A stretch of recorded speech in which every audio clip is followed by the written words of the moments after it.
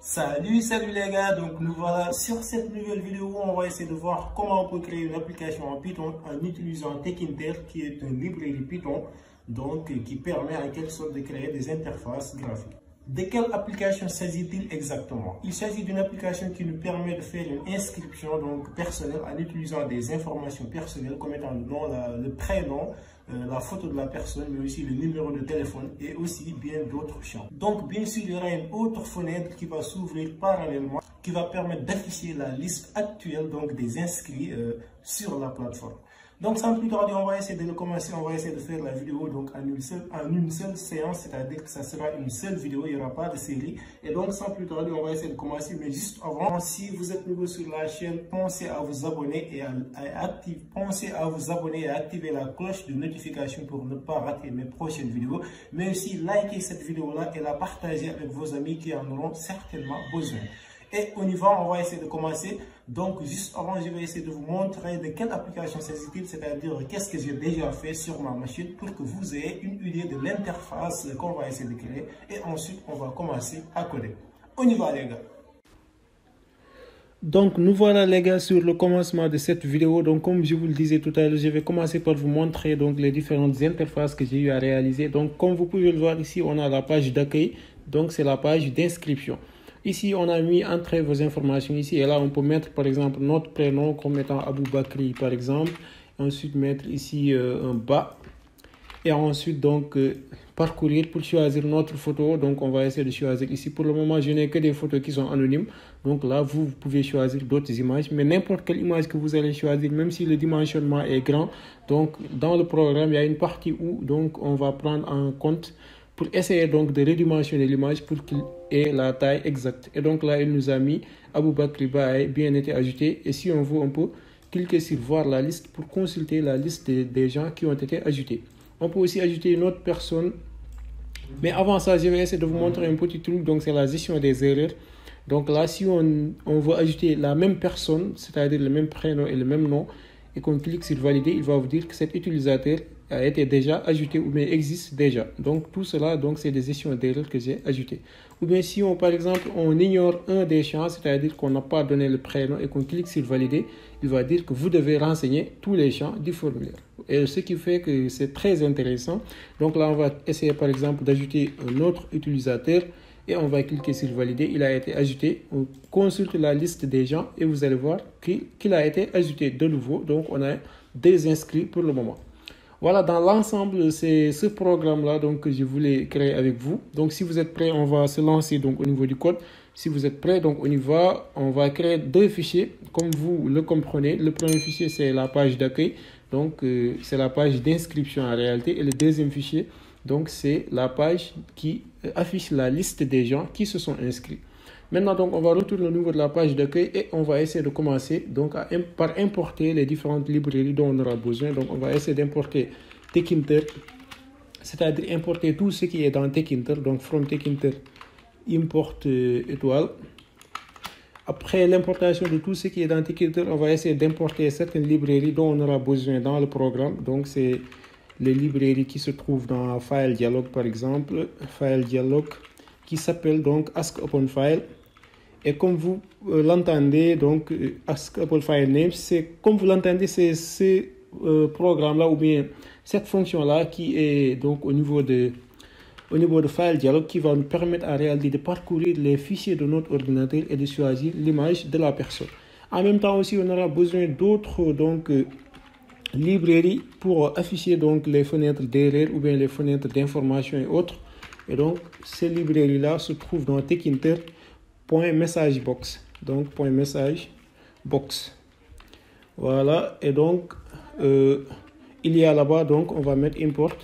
Il y a là-bas le show error, donc, pour afficher une erreur, donc, c'est-à-dire une fenêtre d'erreur. Et il y a aussi là-bas le show info, donc, pour afficher donc, une fenêtre d'information.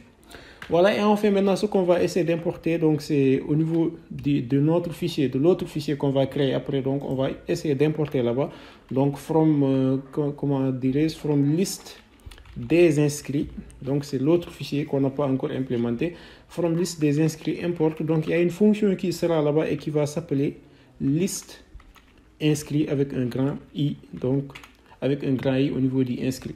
Pour le moment, puisqu'on n'a pas encore créé le fichier là, donc le fichier liste inscrit, on va juste mettre ici un dièse. Là, donc, c'est pas list, mais c'est liste. Voilà, je crois que c'est bon donc pour les différentes importations. On va essayer maintenant d'entrer dans le but donc, du sujet. C'est-à-dire là, on va essayer d'abord de commencer par créer donc, les différents éléments de la fenêtre. C'est-à-dire la fenêtre elle-même et ce qui compose la fenêtre. Pour cela, donc, on va essayer d'utiliser le TK, donc TKinter. Fun est égal à TK. Et ensuite, donc, on va aller mettre la géométrie de la fenêtre. Donc, fun.géométrie. Là, on va donner le 300 fois 320. Donc, on va mettre 300 fois 320. On va mettre un plus 300. Donc, plus 150. Une fois que ça est donné, donc, on va mettre le titre de la fenêtre, fun.title. Donc, là, on va mettre... Excusez-moi, fun.title et donc le titre, on va donner par exemple page d'inscription. Voilà, page d'inscription.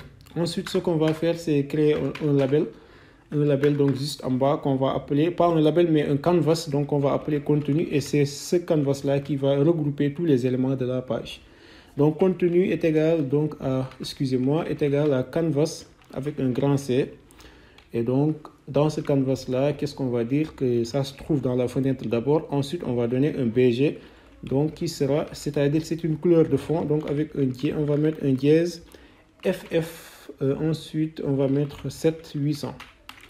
Donc, 7800. Excusez-moi, 800. Donc, on va copier ce BG-là parce qu'on en aura besoin pour les prochains labels qui vont venir. Ce qu'on va faire maintenant, c'est de créer deux fonds. Un fond pour les labels et un autre fond pour les entrées. Donc, on va mettre fond label qui sera égal donc à Arial. Arial, excusez-moi, Arial, donc on va mettre 13. Ensuite, on va mettre bold. Bold, donc c'est dire que c'est gras. Ensuite, on va donner un autre fond, donc c'est le fond pour les entrées. Et donc, ce fond-là, excusez-moi, c'est pas fond, mais c'est fond. Et ce fond-là, donc ça sera égal. Cette fois-ci à Arial, on va donner 11 comme le size et ensuite on va donner aussi le bold. Ensuite, ce qu'on va faire maintenant, c'est réellement commencer à créer nos labels. Donc, on va commencer par créer le label prénom. Donc, on va dire que ça se trouve dans le contenu. Dans le contenu, c'est-à-dire le canvas contenu. Ensuite, le texte, ça sera donc texte est égal à votre. On va mettre ici votre prénom. On va mettre 2 points. Ensuite, on va mettre un virgule. Ensuite, on va donner un fond qui sera donc égal au fond label qu'on vient de créer tout à l'heure. Fond est égal à fond label. Ensuite, on va donner le FG. FG, donc c'est la couleur en réalité donc du texte. FG est égal à white pour dire que c'est blanc. Et ensuite, il y aura le BG. Donc, c'est la couleur de fond ou bien la couleur de l'arrière-plan. Donc, puisqu'on l'avait copié tout à l'heure, on a juste qu'à coller ça ici. Voilà, donc on va copier ce label-là pour créer directement le label nom. Le label nom, voilà. Donc, nom est égal. Et on va créer le label. Et donc, là, on va changer en mettant ici votre nom. Et je crois que c'est tout. Ce qui reste maintenant, c'est de créer le label photo. Photo, donc, qui sera aussi ici. On va juste changer ici et mettre votre photo. Voilà. Donc, fond est égal à label. Donc, je crois que pour la photo, oui, c'est toujours la même chose. Donc, on va laisser comme ça. Et enfin, il y a un autre label qui s'appelle validation. Et donc, on va juste copier ça là. Et le mettre ici. Donc, label contenu texte est égal donc à, on va mettre ici par exemple, entrez vos informations. Entrez vos informations ici. Et comme vous pouvez le voir, ce label là, donc c'est exactement ça. C'est exactement l'entête de la fenêtre en réalité. Donc, entrez vos informations ici. Et donc là, on va donner le fond label, le FG. Là, on va essayer d'intervertir en réalité le BG et le FG. Donc, le BG va devenir le FG et le FG va devenir le BG. Donc, on va juste copier ça. Les deux couleurs seront interverties. Donc, le fond et la forme donc, vont être intervertis. Et là, donc, tout ce qu'on a à faire, c'est mettre ici un white. Voilà, c'est bon. Donc, pour nos différents labels, ce qui reste maintenant, c'est de créer nos entrées. On va commencer par le prénom entrée. Par le prénom entrée qui sera donc égal à un entrée. Qui sera égal donc à un entrée. Et donc, on met les parenthèses. On dit que ça se trouve dans le contenu, c'est-à-dire dans le label contenu. Et ensuite, on va donner un fond qui sera donc égal à cette fois-ci fond entrée. Qui sera égal à cette fois-ci fond entrée. Ensuite, on va aller à la ligne, créer donc l'entrée pour créer l'entrée pour le nom. Donc là, on va mettre nom entrée.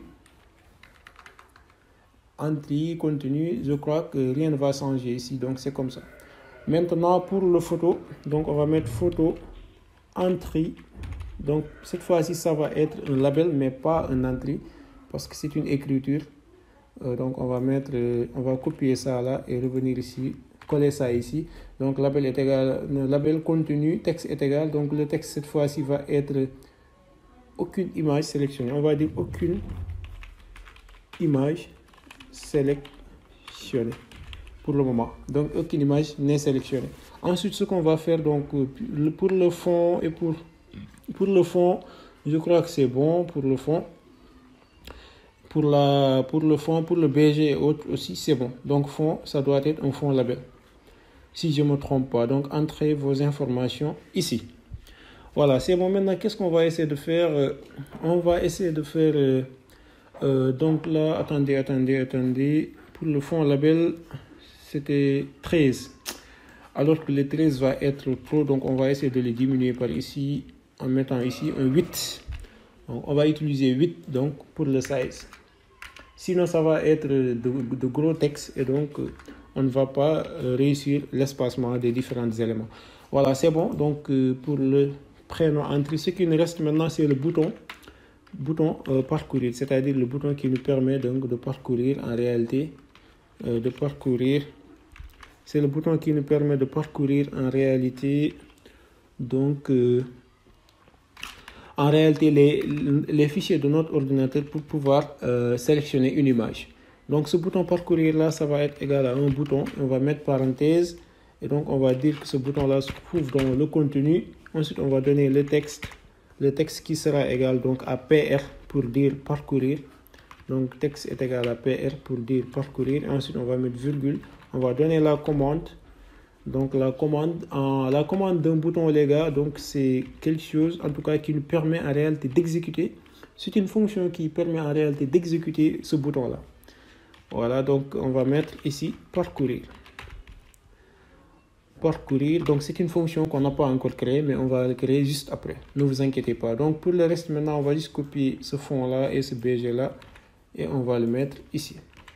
Voilà, donc pour le fond, on va juste donner ici. On va juste donner, pour le fond, on n'en a pas besoin, donc on va juste copier le FG et le BG. Voilà, c'est bon. C'est bon pour le bouton parcourir. Si vous voyez, donc on a déjà créé tout ce dont on a besoin. Donc ce qui reste maintenant, c'est de pouvoir les placer. Comment les placer maintenant? On va commencer par placer le label validation. Donc on va utiliser la méthode grid donc, qui se base avec les lignes et les colonnes. Donc row est égal à 0. Et aussi colonne, donc la colonne, donc colonne qui sera aussi égale à 0 dans ce cas-là. Donc ça c'est pour la validation. On va utiliser un autre champ qui s'appelle colonne. On va utiliser voilà colonne span. Et ça sera égal à 2. Colonne span, donc c'est la fusion entre deux colonnes ici. Ensuite, ce qu'on va faire, donc, c'est placer notre prénom. Donc le prénom, on va le placer. Donc prénom.grid. On va donner row qui sera égal donc à 1. Ensuite, on va donner le colonne qui sera égal à 0 cette fois-ci. Ensuite, on va donner une nouvelle variable qui va apparaître, c'est sticky. Et donc, le sticky ici, ça va être égal à E. C'est quoi le sticky? Je vais vous montrer ça juste après. Donc, je vais vous montrer l'utilité du sticky. Là, on va avoir un pad X qui sera égal à 5 et un pad Y qui sera aussi égal à 5. Donc, on va essayer de copier ça. et donc de créer en même temps, de placer en même temps le nom.grid. Donc là, le row, ça sera égal à D. Et là, le reste maintenant, c'est intact. Enfin, on va placer donc notre photo, donc juste par ici. Donc le photo.grid, row est égal à 3 cette fois-ci. Row est égal à 3. Et donc, colonne est égal à 0, sticky est égal à E, pad X égal à 5, pad Y est égal à 5. Le sticky, maintenant, c'est une orientation, c'est-à-dire l'orientation à l'est. Quand on dit E, c'est à l'est. Si je reviens, par exemple, au niveau du programme, vous pouvez voir que votre prénom, votre nom, votre photo, tout cela est aligné à droite. Pourquoi ce n'est pas aligné à gauche ou bien au milieu? C'est parce qu'on a utilisé un sticky qui part à l'est, donc à l'est, c'est-à-dire au côté droit. Donc, c'est ça l'importance en réalité du sticky. Si on a terminé ça, les gars, donc ce qu'on va faire, c'est attaquer. Donc, c'est de voir comment on pourra donc placer les entrées. Comment on peut placer les entrées? Donc, on va utiliser le prénom entrée. On va mettre .grid. Donc prénom entrée .grid. Donc là, tout ce qu'on a à faire, c'est essayer par exemple de copier ça là pour aller plus vite. Et donc là, le row, ça sera égal donc. Pour le prénom entrée, le row, ça sera égal à 1. Le colonne, ça sera aussi égal à 1. Et donc, pas de X, pas de Y. Donc là, on n'aura pas besoin d'utiliser le sticky. Ensuite, donc là, c'est entrée au lieu de ça. Ensuite, on va venir ici. Donc, on peut par exemple copier ça. On peut copier ça directement. Et qu'est-ce qu'on va essayer de faire? Donc, c'est de placer le nom entrée en même temps, le nom entrée. Qu'est-ce qui va changer ici? Donc c'est la colonne qui va changer. Donc nom entrée, c'est le row qui va changer, excusez-moi. Donc c'est row est égal à D.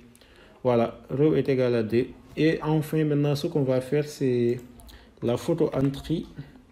Photo entrée juste par ici. Je vais mettre photo entrée.grid. Et là donc c'est le row qui sera égal à 3.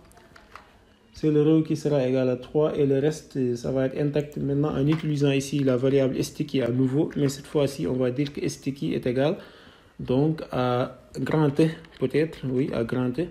Et pour le deuxième, donc, on va utiliser le bouton parcourir, c'est-à-dire on va essayer de placer le bouton parcourir. Là, on va mettre bouton, voilà, bouton parcourir. Excusez-moi, bouton parcourir, .grid, row est égal à 3, colonne est égal à 1. Maintenant, cette fois-ci, le sticky sera égal à W pour dire qu'il va être donc à l'est. Non, je crois que c'est l'inverse. Donc là, c'est W et l'autre, c'est E. Pour dire que l'un va être à l'ouest et l'autre va être à l'est. Comme on a ici, par exemple, ici, ça va être à l'ouest et là, ça va être à l'est. Voilà, je crois que vous avez compris le principe, les gars. Donc, si vous m'avez bien suivi, donc on va essayer de continuer. Maintenant, cette fois-ci, ce qui reste sur la page, c'est la création des différents boutons, si vous comprenez bien. Donc, bouton valider, bouton réinitialiser et bouton voir la liste. Donc, on va essayer de créer un bouton B1 juste par ici. Si on veut même, on peut copier ce bouton-là pour aller plus vite, les gars. Donc, on n'a pas assez de temps. On va mettre ici B1. Qui est égal à bouton et ce bouton-là se trouve cette fois-ci pas dans le contenu mais c'est dans la fenêtre. Le texte, on va dire que le texte c'est valider. On va mettre espace. La commande, donc c'est une fonction validée qu'on va créer après. Ne vous inquiétez pas, donc c'est une fonction validée qu'on va créer après.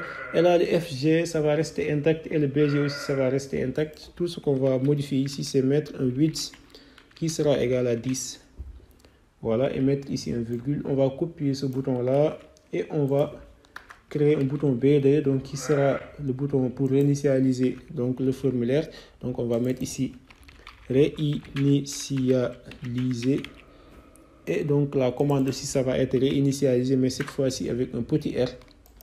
Donc avec un petit R au début. Ensuite, le vide, ça va rester intact et tout le reste, ça va rester intact. On va maintenant passer au niveau du bouton B3. C'est le bouton qui nous permet d'afficher la liste. Donc, on va mettre ici, par exemple, liste. Ou bien, on va mettre ici, voir la liste. Voilà, voir la liste. La commande ici, ça sera donc, pour le moment, on va juste mettre les doubles codes parce que si vous comprenez bien, la commande là, donc, ça va être dans l'autre script, c'est-à-dire dans ce fichier Python là, alors qu'on ne l'a pas encore implémenté. Pour le moment, on va juste laisser des doubles codes. Maintenant, on va compléter ça après.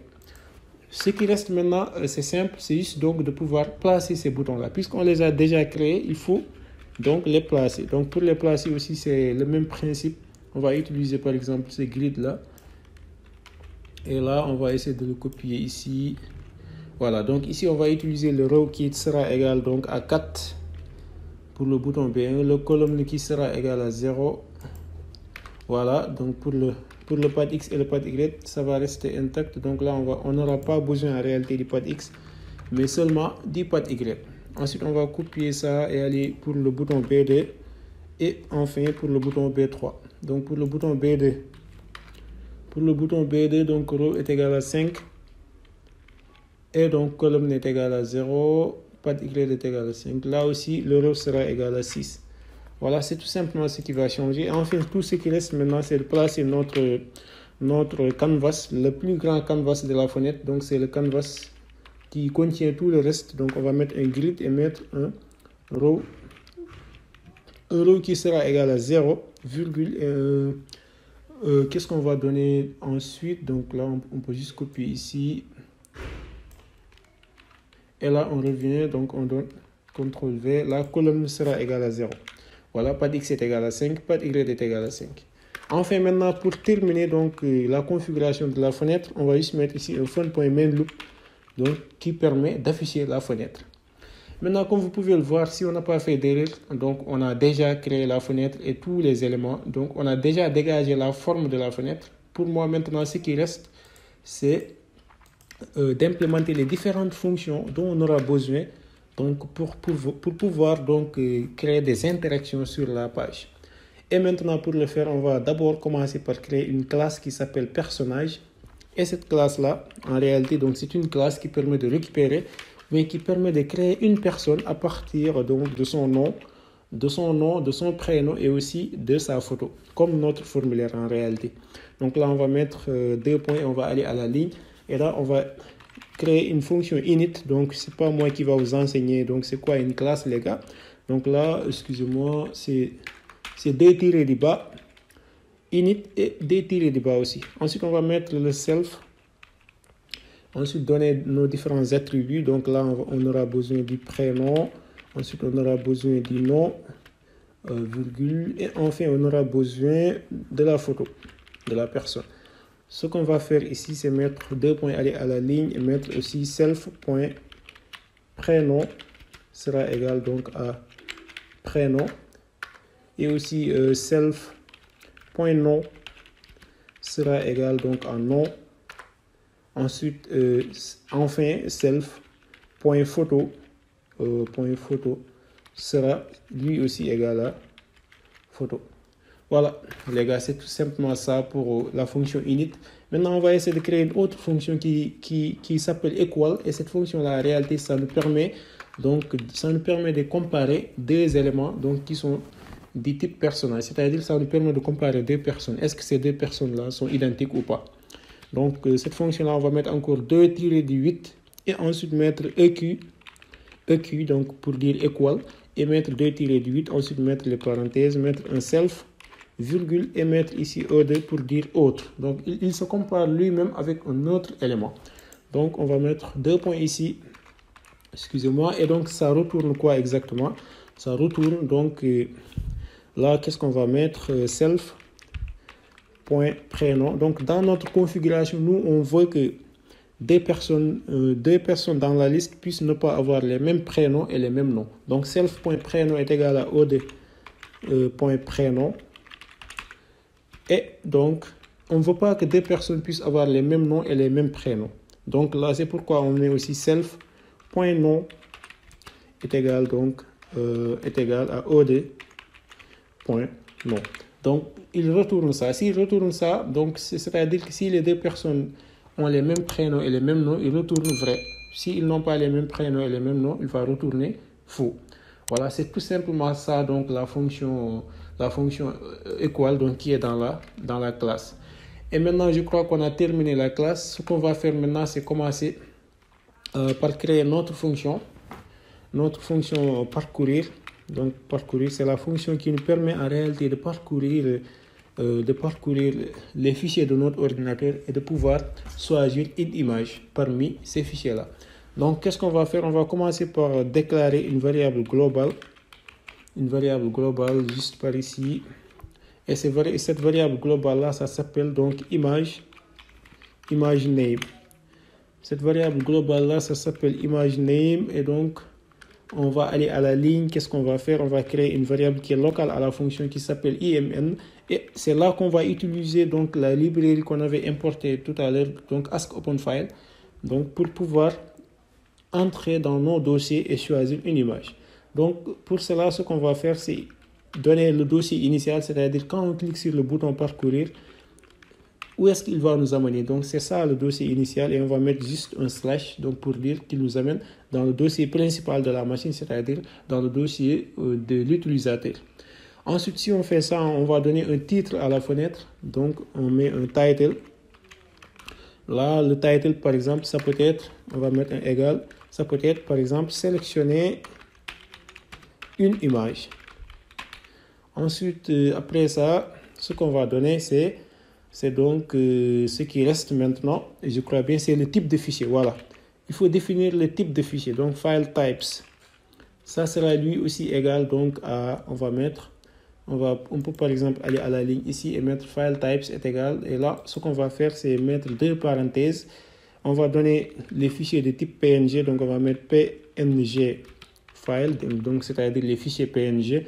Ensuite, ce qu'on va faire, c'est sortir et mettre un virgule. Et donc, mettre deux double quotes, mettre un étoile pour dire que tous les fichiers dont les extensions sont .png, donc sont des fichiers PNG. Ensuite, on va mettre virgule. On peut par exemple, avant de mettre virgule, là, on peut par exemple copier tout ça et maintenant définir donc les images de type JPEG. Donc, nous, dans notre cas, on ne choisit que deux types d'images. Soit c'est PNG ou soit c'est JPEG. Donc là, on va mettre JPEG file. JPEG files, et donc c'est tous les fichiers dont les extensions sont JPG. Point. Voilà, c'est tout simplement ça, les gars. Donc là, il ne faut pas oublier de fermer donc le crochet. Il ne faut pas oublier de fermer donc cette parenthèse là. Donc cette parenthèse là qui correspond en réalité à ask-openFile. Voilà, je crois que c'est bon. Maintenant, ce qu'on va faire ici, c'est tester d'abord si imn existe. If imn, donc qu'est-ce qu'on va faire? Si imn existe, donc la variable image name sera égale à imn. Ensuite, qu'est-ce qu'on fait? On va aller à la ligne encore et donc tester si image name existe. Donc, if image name, donc dans ce cas-là, qu'est-ce qu'on va faire? On va mettre un texte qui sera égal, excusez-moi, on va mettre une tabulation et créer une variable texte qui sera égale donc à image name.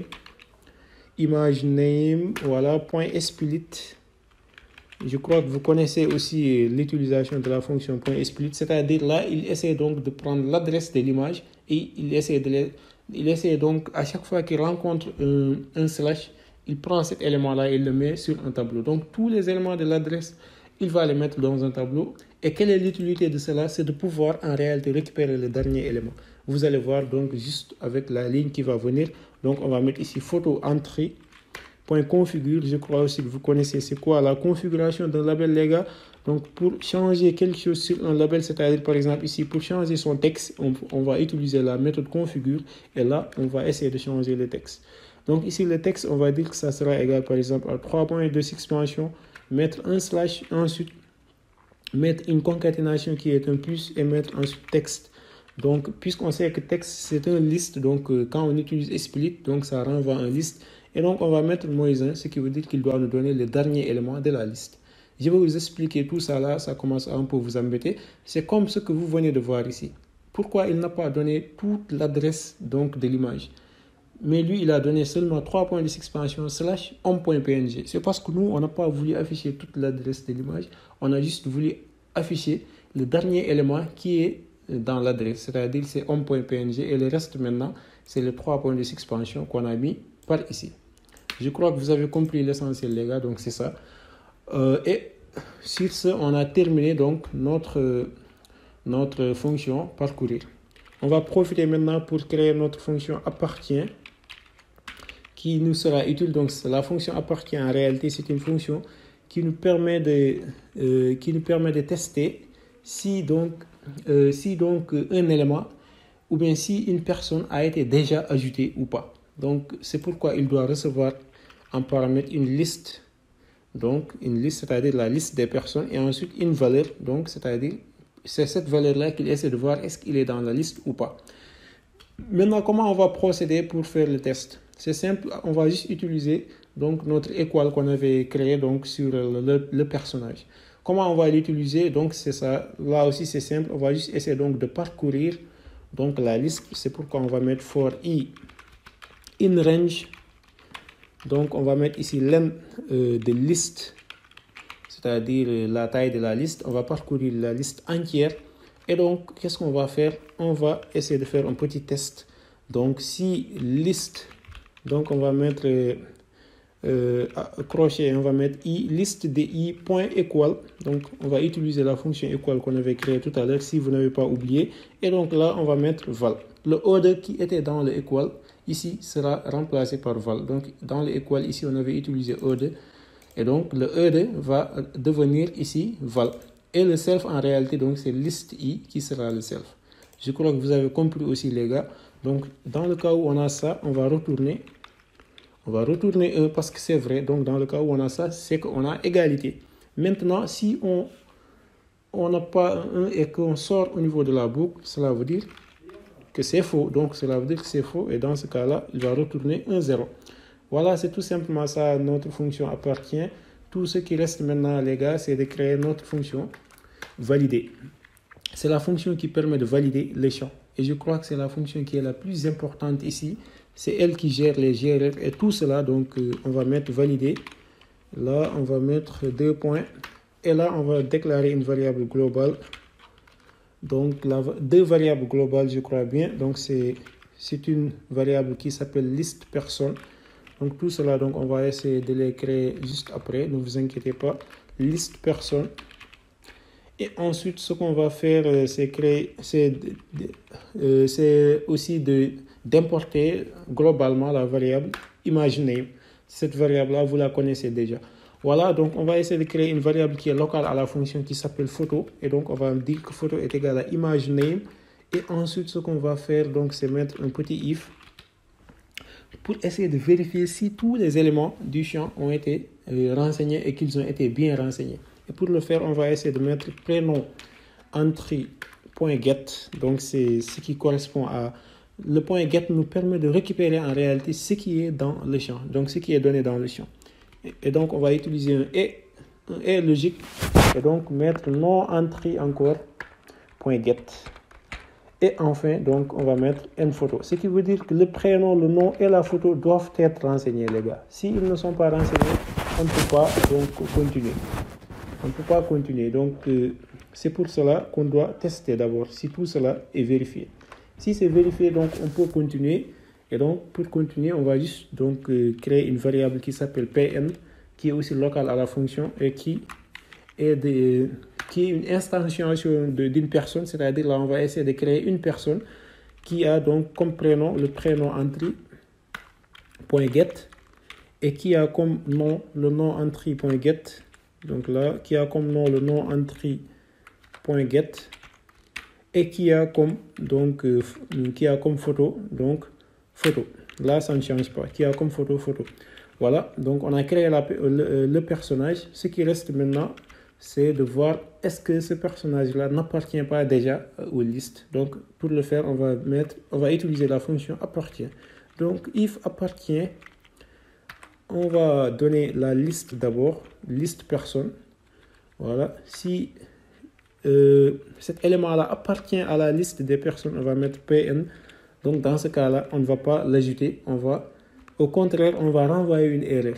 Et donc, c'est là qu'on va commencer à utiliser donc, la librairie showError de Tkinter qui nous permet donc d'afficher une fenêtre d'erreur. Et là, donc, la fenêtre d'erreur a un titre. Donc, on va mettre un title qui sera égal donc à, on va mettre par exemple formulaire invalide. Donc, ça, c'est le titre de la fenêtre, formulaire invalide. Et ensuite, donc, on va donner le message de ce qui là, donc de cette fenêtre-là. Et le message ici, ça va être par exemple que message est égal, on va dire cet utilisateur, on va mettre ici par exemple cet utilisateur existe déjà, pour dire qu'il existe déjà. Voilà, donc c'est tout simplement ça. On peut par exemple mettre ici un point d'exclamation, et là donc on va entrer au niveau des else. Sinon, c'est que la personne n'est pas encore ajoutée. Et s'il n'est pas encore ajouté, dans ce cas-là, on va essayer de l'ajouter. Et pour ajouter un élément dans une liste, les gars, je crois que vous connaissez tous, c'est la fonction append qui nous permet de le faire. Et là, tout ce qu'on a à faire, c'est mettre append pn. Voilà, et le personnage est ajouté. Et maintenant, une fois après avoir l'ajouté, on va mettre un show info. Cette fois-ci, ce n'est pas show erreur, mais c'est show info pour donner une information à l'utilisateur pour lui dire qu'en réalité, la personne a bien été ajoutée. Voilà, donc là, maintenant, ce n'est plus une erreur, mais c'est une information en réalité qu'on envoie au personnage. Et cette fois-ci, ça ne sera plus formulaire invalide, mais par exemple, validation, on va dire validation réussie. Pourquoi pas, validation réussie. Et ensuite, là, on va dire par exemple que, qu'est-ce qu'on va faire? On va essayer d'utiliser, par exemple, ici, on va essayer d'utiliser le nom, par exemple, de la personne et dire que il a bien, on va dire, a bien été ajouté. Voilà. Le nom a bien été ajouté et là, on va mettre un point format. Là aussi, je crois que vous connaissez déjà. Donc, ce qui devait être ici, c'est ça qu'on va remplacer ici. Donc, c'est la variable qu'on va mettre ici. Et là, tout ce qu'on a à faire, c'est prénom, entry.get. Voilà, c'est le prénom entry.get. Donc, pour dire que ce prénom-là a bien été ajouté. Donc, il n'y a pas de problème. Voilà, donc les gars, ce qui reste maintenant, c'est simple. C'est juste donc de gérer les else du if général. Donc, ce if-là. Ce else-là, qu'est-ce que cela veut dire réellement? Cela veut dire que le formulaire, en réalité, n'est pas bien renseigné. Ou bien qu'il n'est pas valide. Donc, s'il n'est pas valide, donc on va juste copier ce show error-là. Donc, cette fois-ci, c'est une erreur qu'on doit afficher. Et donc, on va dire show error, titre est égal au formulaire invalide. Et là, on lui dit que tous les champs doivent être, par exemple, ici, tous les champs doivent être renseignés peut-être. Voilà. Il faut m'excuser au niveau des fautes d'orthographe. Donc, je vais essayer de corriger ça après la vidéo. Voilà, donc c'est tout simplement ça, les gars, pour notre fonction validée. Maintenant, ce qui nous reste, c'est une seule et unique fonction. Donc, c'est la fonction qui est moins importante ici. C'est celle qui nous permet de réinitialiser un formulaire. Et là, on va utiliser donc le nom comme étant réinitialisé. Et ensuite, on va mettre des parenthèses et ensuite mettre 2 points, aller à la ligne. Donc, pour initialiser un formulaire, c'est simple, les gars. C'est seulement essayer d'effacer tout ce qui est donc dans les champs. Ça, c'est simple. Donc, comment on va le faire? Donc, on va essayer d'abord d'importer la variable globale image name. Après l'avoir importé, qu'est-ce qu'on fait? Donc, on essaie d'effacer ce qui était donc dans le champ prénom. Donc, on va mettre prénom entry. .delete. Donc, delete, c'est supprimer. Donc, du début, c'est-à-dire 0, du début jusqu'à la fin. End, c'est la fin. Voilà. C'est ça seulement qui nous permet d'effacer les champs du personnage. Non, le champ du prénom. On va faire la même chose pour le champ du nom. Et aussi, on va faire la même chose pour le champ donc, de l'image. Et comment on va faire ça pour le champ de l'image? En juste mettant image name est égal à donc ça. C'est-à-dire l'image name est vide. Et maintenant, il ne faut pas oublier, les gars, qu'il faut donc configurer à nouveau donc le photo entry.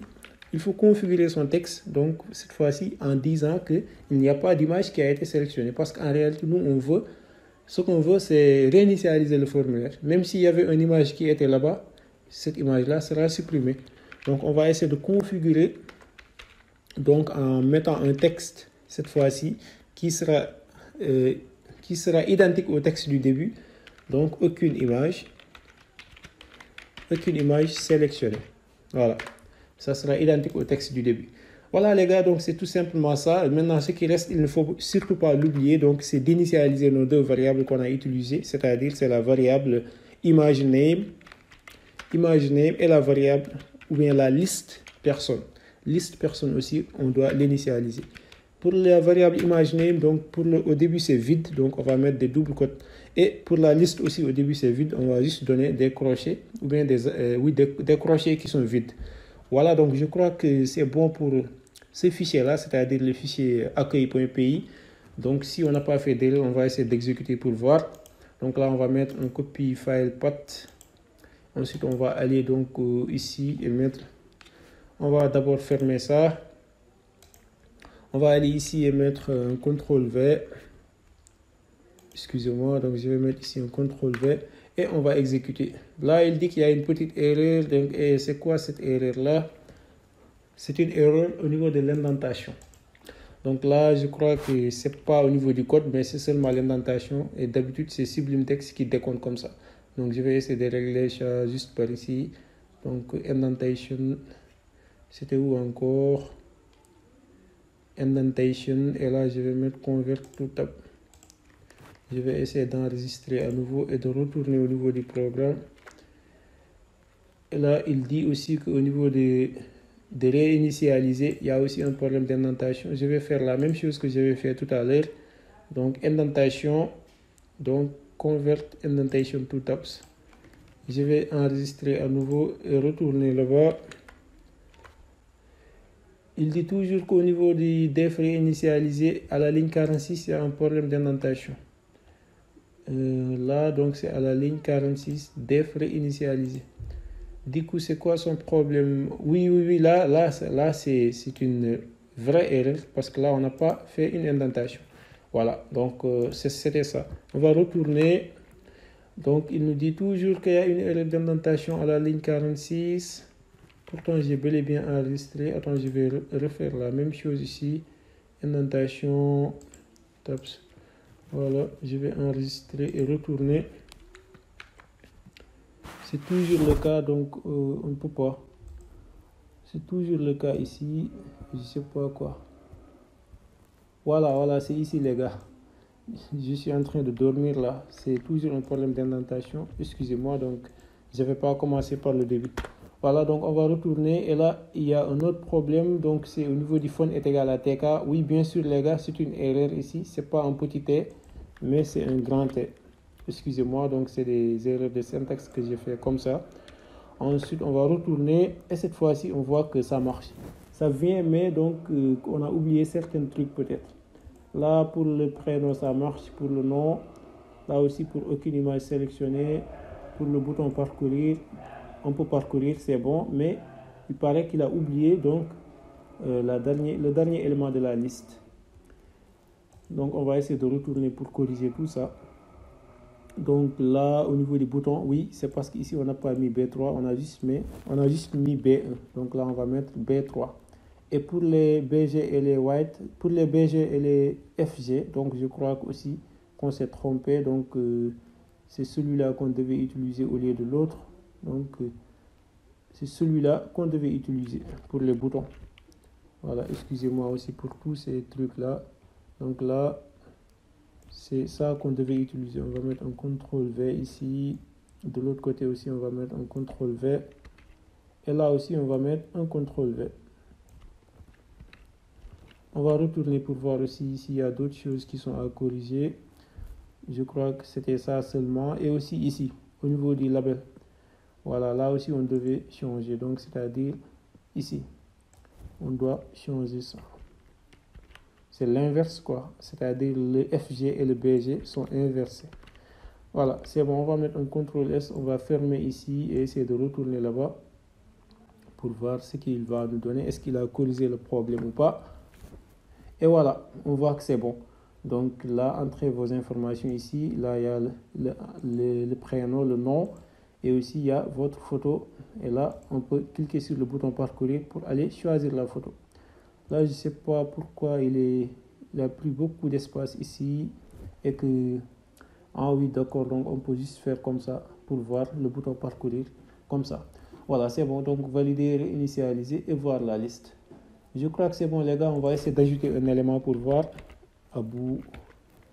Bakri par exemple, et là on va mettre comme ça. Ensuite on va aller parcourir pour choisir une image. Donc là on va choisir cette image là par exemple et revenir, cliquer sur valider. Il vous dit Aboubakriba a bien été ajouté.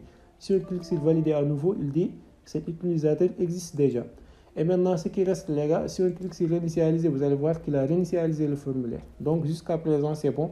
Maintenant ce qui reste c'est seulement donc la fonction voir la liste. Et cette fonction là pour l'implémenter on va juste donc aller sur l'autre script maintenant. Donc on va passer à l'script donc liste des inscrits. C'est là maintenant qu'on va essayer de faire tous les trucs pour qu'on puisse afficher la liste des gens qui se sont inscrits.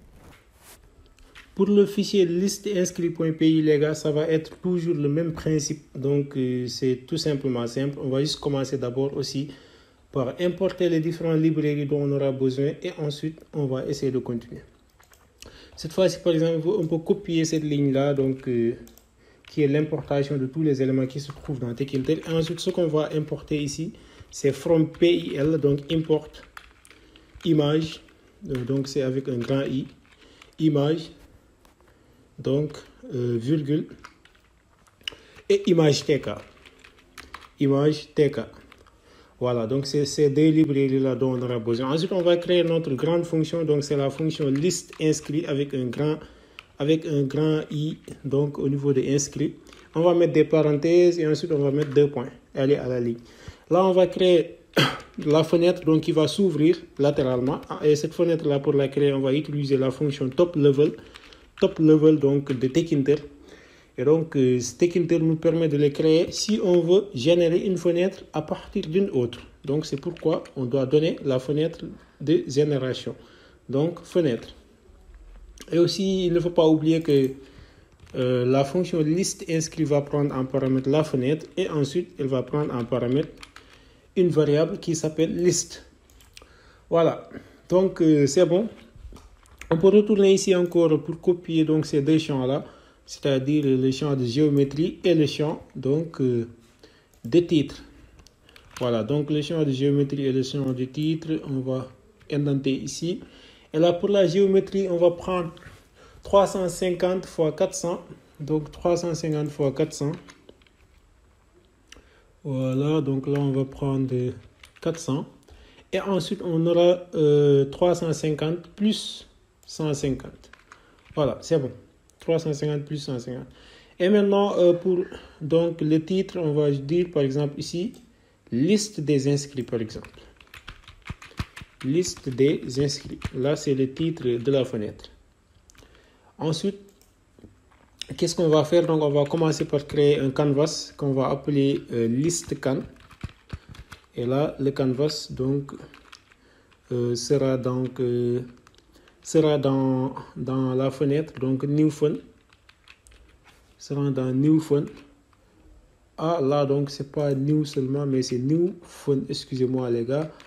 Donc, ici aussi, ça sera New Fun. Donc,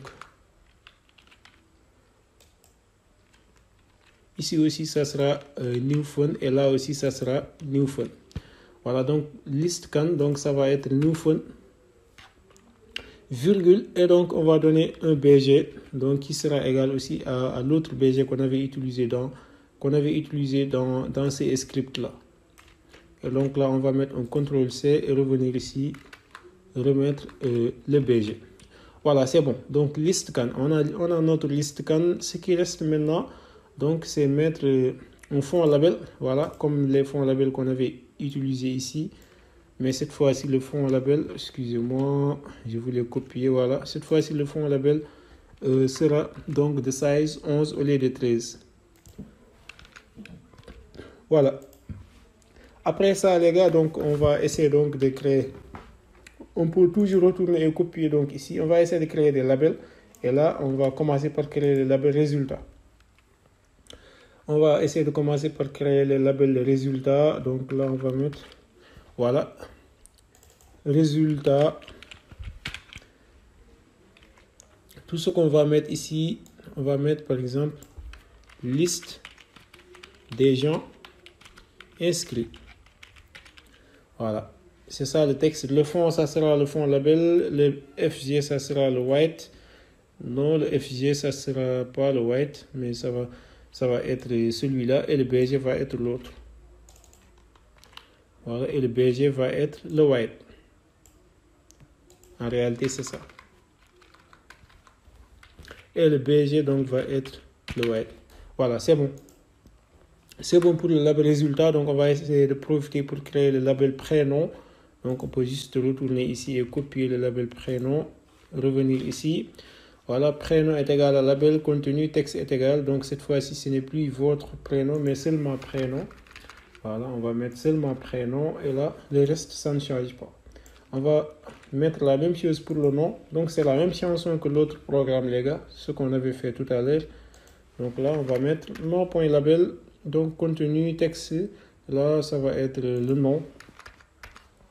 Et donc, le reste, c'est la même chose. On va mettre la même chose pour photo aussi. Donc là, photo. Voilà, donc là aussi, on va mettre photo. Voilà, les gars, donc c'est ça pour le moment. Donc, pour le prénom, le nom et la photo. Maintenant, ce qui reste, c'est le statut.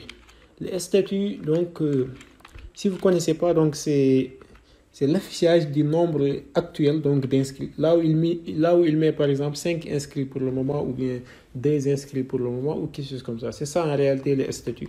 Et ça aussi c'est un label. Donc c'est un label qui aura pour texte au début. Donc au début, à l'état initial, on peut dire par exemple que le texte c'est donc aucun inscrit pour le moment. On peut dire par exemple aucun inscrit pour le moment. Oui, on peut dire ça. Aucun inscrit pour le moment. Et là, donc, fond est égal à fond label, FG est égal à white, BG est égal donc à ça. C'est bon. Je crois aussi que là, c'est bon si je ne me trompe pas. Le fond, c'est Arial. Voilà. Le fond ici, il faut qu'on le change pour que ça soit un peu plus petit et que pour que ça ne prenne pas beaucoup d'espace. Vous voyez. Donc là, on va utiliser 9 par exemple. Le FG, ça va être le white. Et le BG, ça va être l'autre. Voilà, c'est bon. Ce qui reste maintenant, les gars, il ne faut toujours pas oublier. Donc, c'est de pouvoir placer tous les champs qu'on a créés tout à l'heure. On va commencer par placer le list can. Donc, c'est le canvas en réalité. Donc, on va mettre un grid. Et donc, on va dire que row est égal à 0. Row est égal à 0 et aussi colonne sera aussi égal à 0. Voilà. Le résultat aussi, on va essayer de le paquer ou bien de les grider. Donc, résultat.grid. Alors, row est égal à 0, colonne est égal à 0. On va utiliser un colonne espace. Donc, n'oubliez surtout pas le colonne espace, comme je vous le disais tout à l'heure. Colonne espace, ça permet de fusionner donc des colonnes en fonction du nombre qu'on va donner. Donc, cette fois-ci, il va fusionner 3 colonnes. Voilà, donc on va mettre photo. Photo.grid aussi. Cette fois-ci, qu'est-ce qu'on va mettre? Row est égal à 1, colonne est égal à 0. Row est égal à 1, colonne est égal à 0. Et là, ce qu'on va faire ici, c'est pad x. Pad x est égal à 5.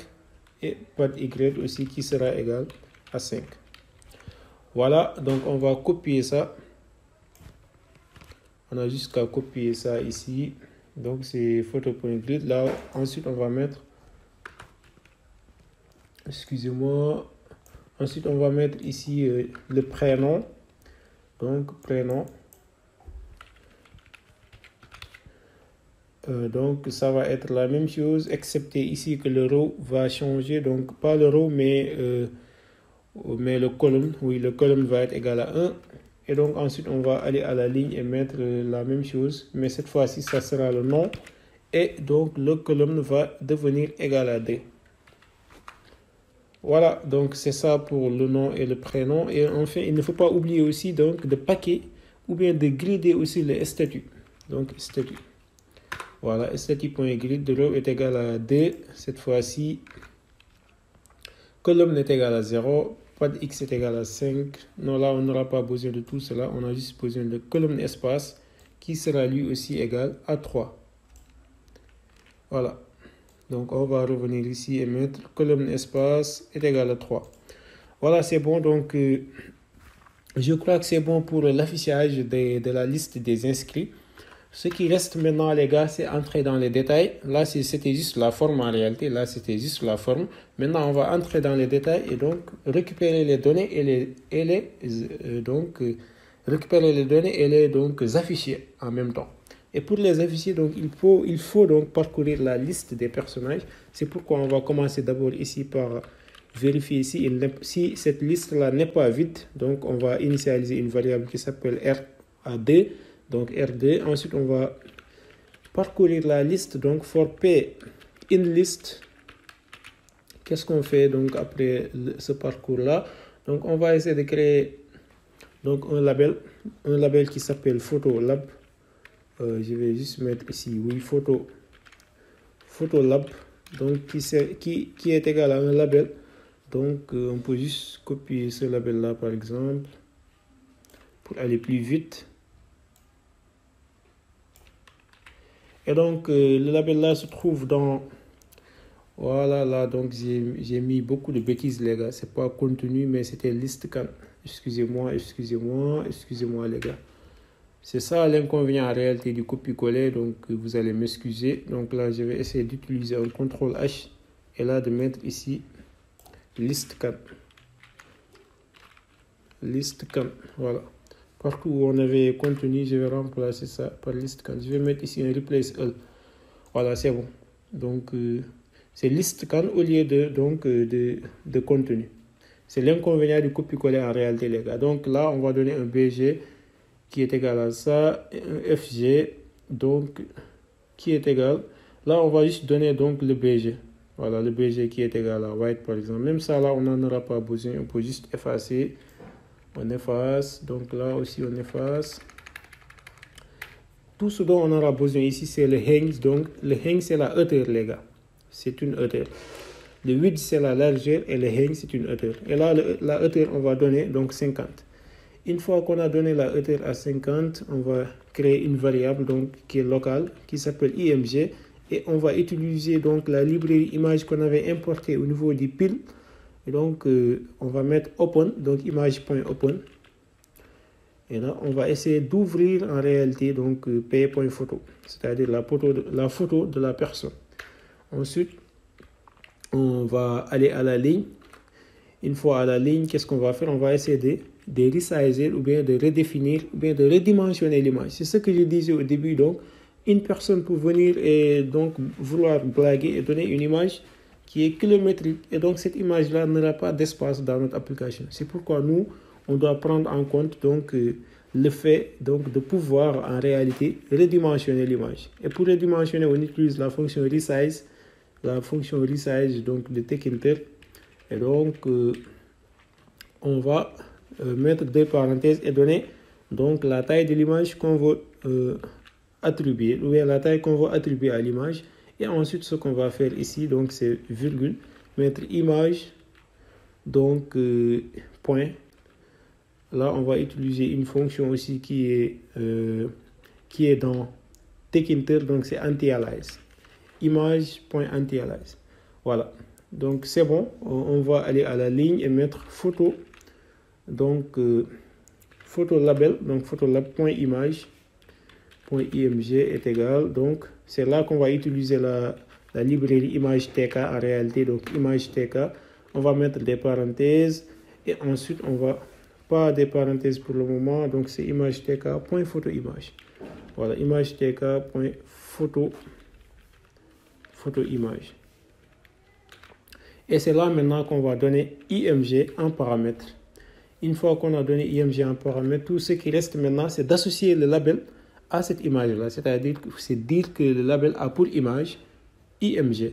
Donc pour le faire, on va mettre Photolab. Donc photolab.configure. Et là, on va mettre image. Donc, si je ne me trompe pas, oui, image. Donc, pour dire que l'image de ce label-là, c'est égal donc à photolab.img. Voilà, les gars, donc c'est tout simplement ça pour la création de la photo.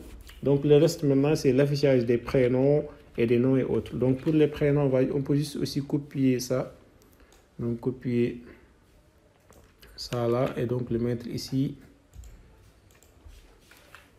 Donc prénom est égal à label, donc texte est égal à p.prénom. Donc là ce n'est plus, c'est une variable maintenant, mais ce n'est plus des doubles codes. Donc là c'est p.prénom et là le fond ça va rester le même.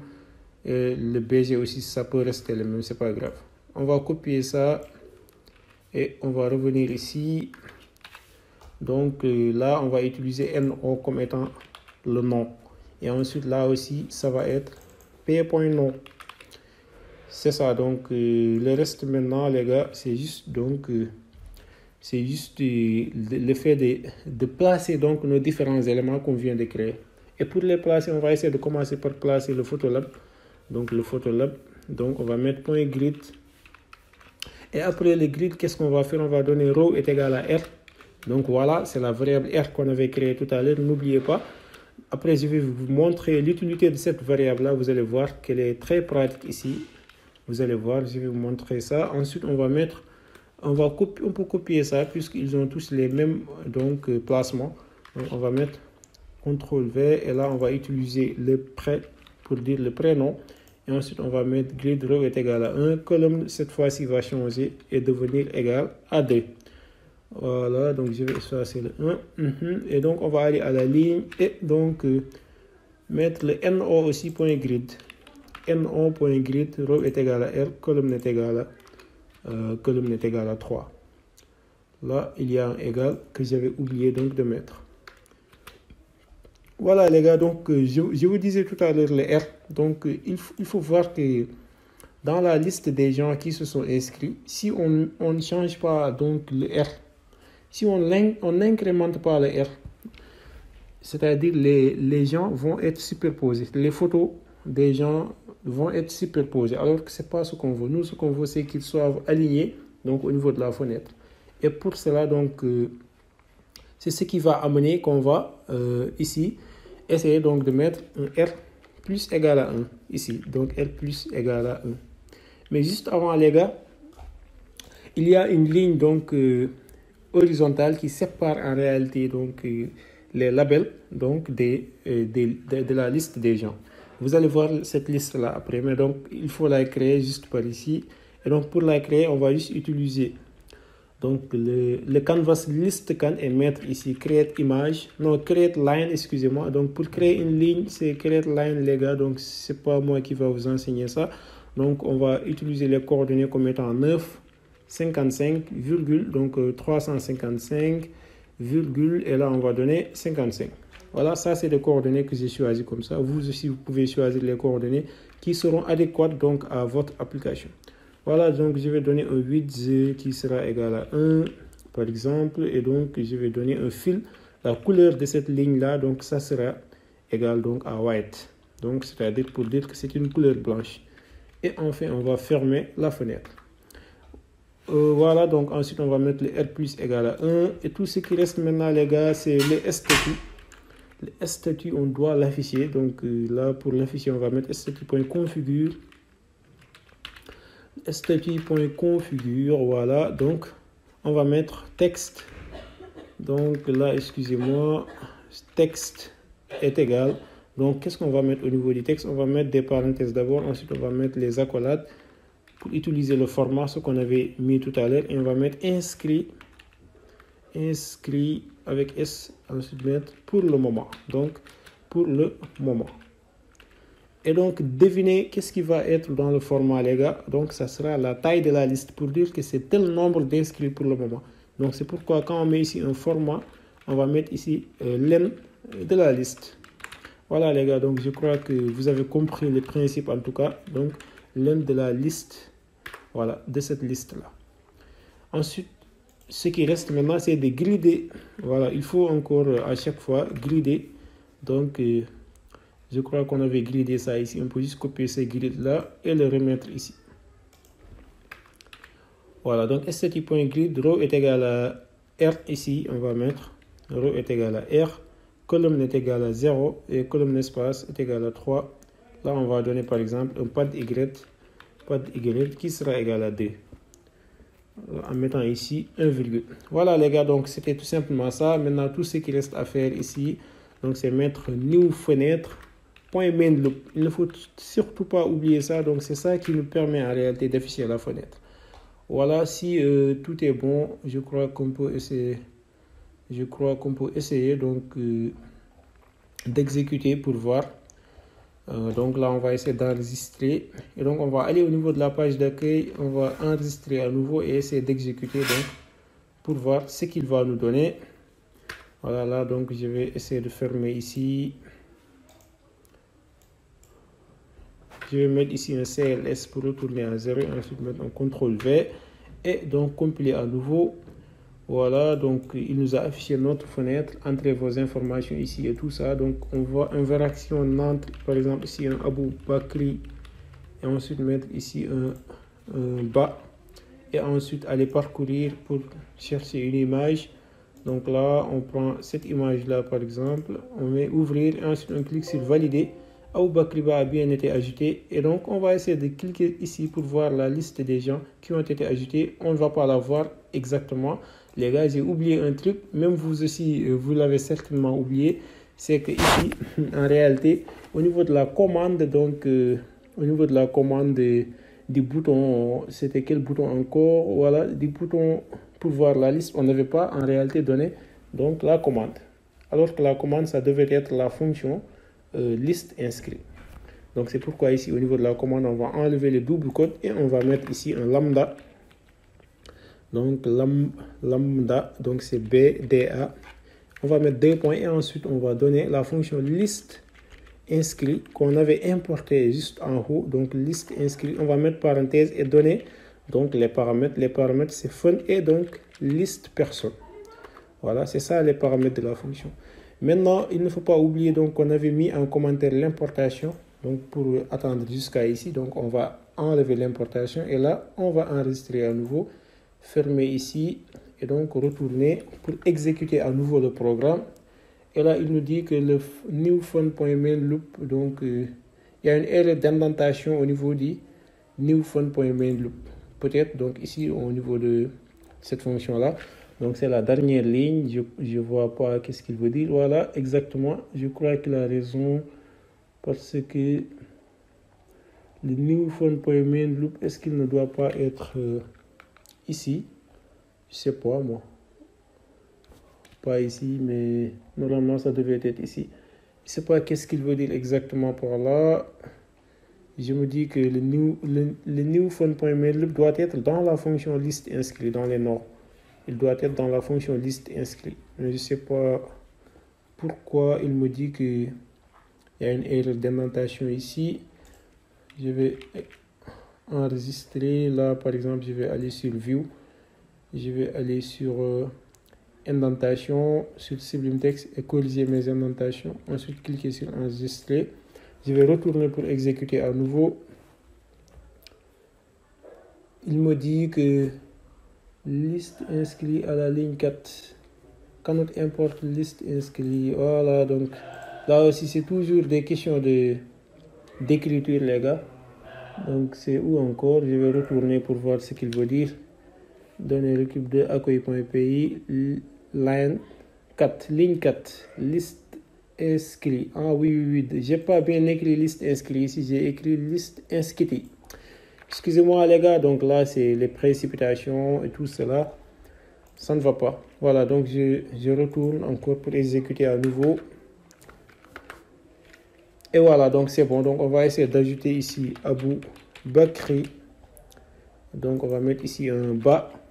Ensuite on va parcourir pour aller chercher une image.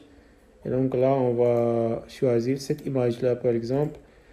Et ensuite, on va cliquer sur valider. Il a bien été ajouté. On clique sur voir la liste. Et là, il y a une erreur encore. Et cette erreur-là, donc, c'est le bouton B3. C'est au niveau du bouton B3, il dit que liste inscrite n'est pas définie. Voilà. J'ai toujours un problème d'écriture. Donc là, je n'ai pas écrit liste inscrite, mais liste inscrite. Excusez-moi, toujours, les gars, c'est des erreurs bêtes. Je vais retourner encore et recompiler. Espérant que cette fois-ci tout va bien marcher. Donc je vais écrire du n'importe quoi, histoire que ça marche seulement. Voilà, donc je vais aller sur données requip. Voilà, donc je vais exécuter. Je vais cliquer sur valider. Il a bien été ajouté. Voir la liste. Et c'est toujours un problème. Voilà, il y a quelque part où j'ai pas mis label, mais Abel. Quelle précipitation, les gars. Je me suis précipité et j'espère que vous aussi, vous avez vu, vous avez rencontré mes erreurs au fur et à mesure. Donc là, c'est à quelle ligne exactement? Il veut dire c'est à la ligne 16. Donc au lieu d'écrire label, j'ai écrit seulement Abel. C'est ici à la ligne 16. Voilà, c'est ici en réalité. Tout cela, donc, c'est des erreurs de syntaxe ou bien juste d'écriture. C'est pas trop méchant. Donc, on va retourner et réexécuter à nouveau. On va écrire encore. C'est ça l'inconvénient d'ouvrir une fenêtre parmi une autre fenêtre. C'est qu'on ne voit pas les erreurs tant qu'on n'a pas ouvert la fenêtre. C'est ça en réalité un petit inconvénient, quoi. Voilà, donc on va parcourir à nouveau. On va aller sur données requip. On va aller sur home.png. Et là, on va cliquer sur valider et voir la liste. Voilà, donc cette fois-ci, je crois que c'est bon.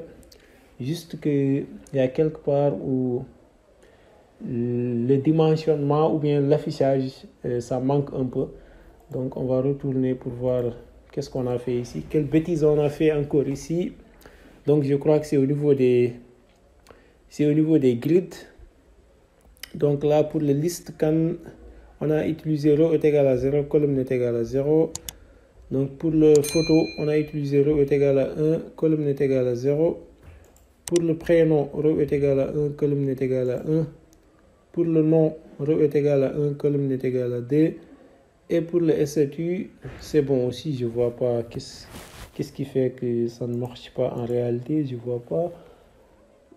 Oui. Donc là, c'est les widths. Donc au niveau des labels, on a oublié les widths, les gars.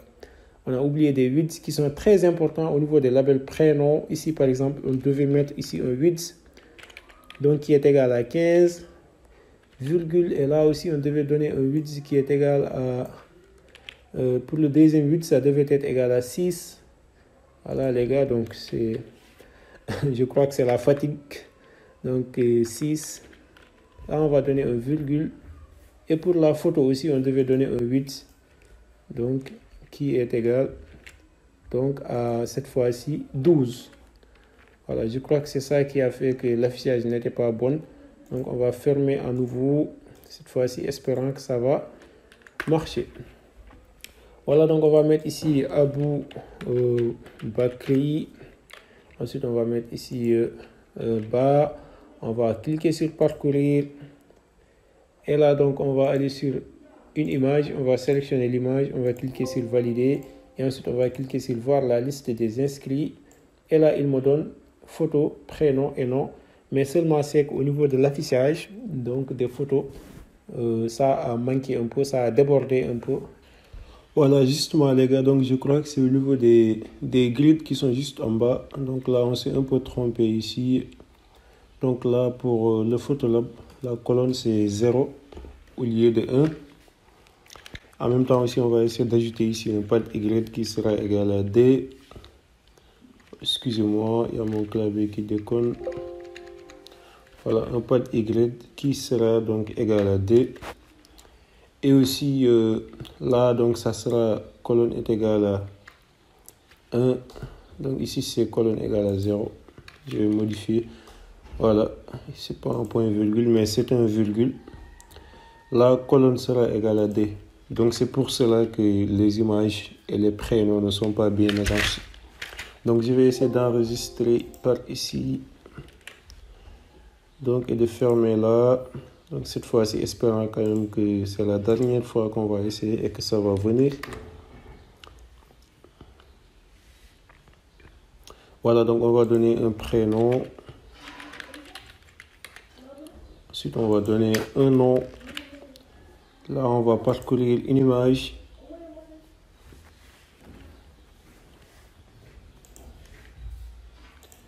Voilà, donc on va valider.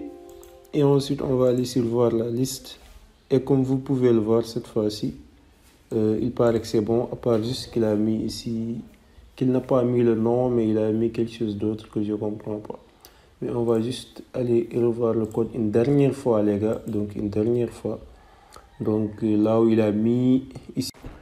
Pourtant, ici, on a bien mis p.non. Je ne sais pas pourquoi. Donc, il doit causer un problème comme ça. Donc, normalement, si c'est au niveau du p.non, je crois que le problème va être sur l'autre fichier. Est-ce que c'est pas au niveau du personnage? Voilà, donc ici, on a mis seulement NO et pas non, les gars. C'était ici notre erreur, les gars. Donc, tout ça là, c'est des erreurs de syntaxe. Donc, vous allez m'en excuser. Hein. C'est non ici au lieu de non. Oui, oui, c'est ça. Je crois que c'est ça l'erreur, quoi. On va enregistrer à nouveau. On va enregistrer de l'autre côté aussi. Et donc, on va retourner. Et c'est cette fois-ci, donc, d'exécuter. Voilà, donc, on ajoute un nom. Ensuite, on ajoute un prénom. Ensuite, on ajoute donc une image. Et là, on clique celui-là, par exemple, on valide. Et là, on va aller sur voir la liste. Et maintenant, c'est bon. Voilà, il a bien affiché la liste. Donc, il nous dit un inscrit pour le moment. Donc, on peut, par exemple, fermer ici. On peut fermer, par exemple, celui-là. Et ensuite, aller créer d'autres utilisateurs, comme par exemple Mamoudou. Là, on va mettre Dem. Ensuite, on va cliquer sur valider. Et si on va sur voir la liste, on va voir qu'il a ajouté notre deuxième élément encore. Et là, il nous dit deuxième élément ou bien deux inscrits pour le moment. On peut essayer d'ajouter une fille, par exemple. On peut dire Asiatou, par exemple. Et là, on va aller changer l'image pour mettre là-bas l'image anonyme d'une fille. Voilà, et ensuite, donc revenir pour cliquer sur valider. Et là aussi, si on va sur voir la liste, vous allez voir qu'elle a été ajoutée. Voilà, je crois que c'est bon maintenant, les gars. Après avoir essayé à plusieurs reprises, maintenant, on est arrivé au résultat final. Donc, je crois que c'était ça, donc l'idée du tutoriel. Et j'espère aussi que vous m'avez suivi jusqu'à la fin et que vous avez dans l'ensemble compris ce que j'essayais de vous montrer par ici. Et donc, je vous remercie les gars, franchement, de m'avoir suivi jusqu'à ici. Et donc, j'espère que vous avez compris l'essentiel du tutoriel. Et donc, moi, je vais essayer de m'arrêter par ici parce que la vidéo a tellement pris de temps. Maintenant, je vais essayer de voir s'il y a d'autres choses qui peuvent être complétées. Et je vais essayer de les compléter dans une nouvelle vidéo. Donc les gars, je vais essayer de vous laisser, mais juste avant, si vous êtes nouveau sur la chaîne, n'hésitez pas donc à vous abonner et aussi à activer la cloche de notification pour que vous puissiez ne pas rater mes prochaines vidéos qui seront de ce genre. Et donc aussi, essayez de liker la vidéo là et de la partager avec vos amis qui en auront certainement besoin. Et moi donc, je vous dis à plus tard pour d'autres tutoriels.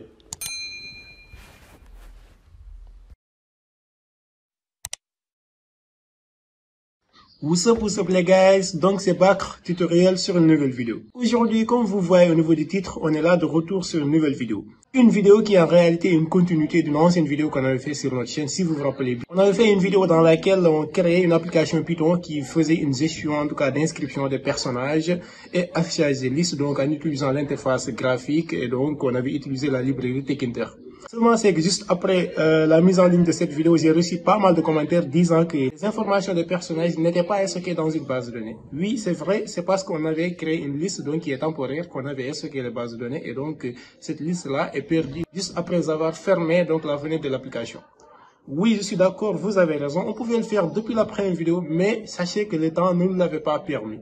Aujourd'hui, on est là de retour donc pour faire en tout cas ce complément, pour ajouter ce complément.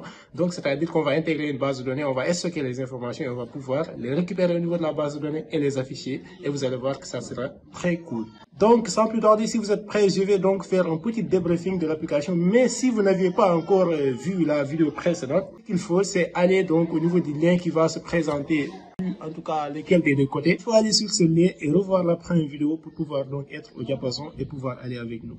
Donc, sans plus tarder, si vous êtes prêts, on va essayer de commencer. Alors, si vous êtes nouveau sur la chaîne ou que vous vous êtes pas abonné, prenez 5 secondes de votre temps, faites-le. Donc, abonnez-vous sur la chaîne, activez la cloche de notification, likez la vidéo, mais aussi la partagez avec vos amis qui en auront certainement besoin.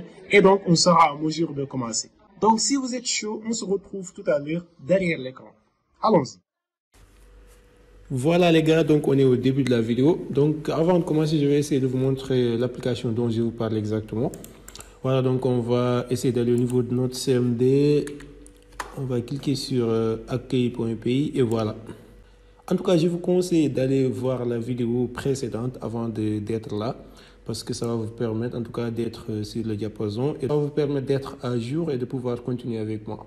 Voilà, donc l'application se présentait comme ça. Comme vous pouvez le voir ici, donc on peut entrer nos informations. Donc là, notre prénom. Ensuite, on peut entrer notre nom. Et enfin, on peut choisir une photo quelque part. Par exemple, aller ici, choisir cette photo anonyme. Excusez-moi. Et ensuite, cliquer sur valider. Il vous dit qu'il a bien été validé. On peut aussi voir la liste. Donc, et on va voir que celui qu'on vient d'ajouter tout à l'heure, il est là. Le principal souci maintenant, c'est que, en tout cas, ces informations-là qui ont été ajoutées ne sont pas stockées dans une base de données, mais c'est juste une liste qui est temporaire, donc c'est une variable. C'est-à-dire que si on ferme l'application et qu'on revient de nouveau sur l'application, par ici, et qu'on va sur voir la liste, on voit que la liste, elle est vide. Ce qui explique, en tout cas, que les données ne sont pas été stockées sur une base de données. Voilà, donc dans cette vidéo maintenant, on va se concentrer intégralement sur cela. On va essayer de stocker les informations sur les bases de données et aussi de les récupérer là-bas et de pouvoir les afficher directement sur une liste. Voilà, sans plus tarder, on va essayer de commencer. Je précise qu'on va utiliser le système de base de données MySQL. Et pour cela, je vais utiliser mon WAMP Server. Je ne sais pas, est-ce que vous avez un logiciel qui s'appelle WAMP Server. Donc, il se présente comme ça. Comme vous pouvez le voir, si vous ne l'avez pas, vous pouvez le télécharger juste à partir du net en cliquant par exemple sur Google en disant télécharger WAMP Server.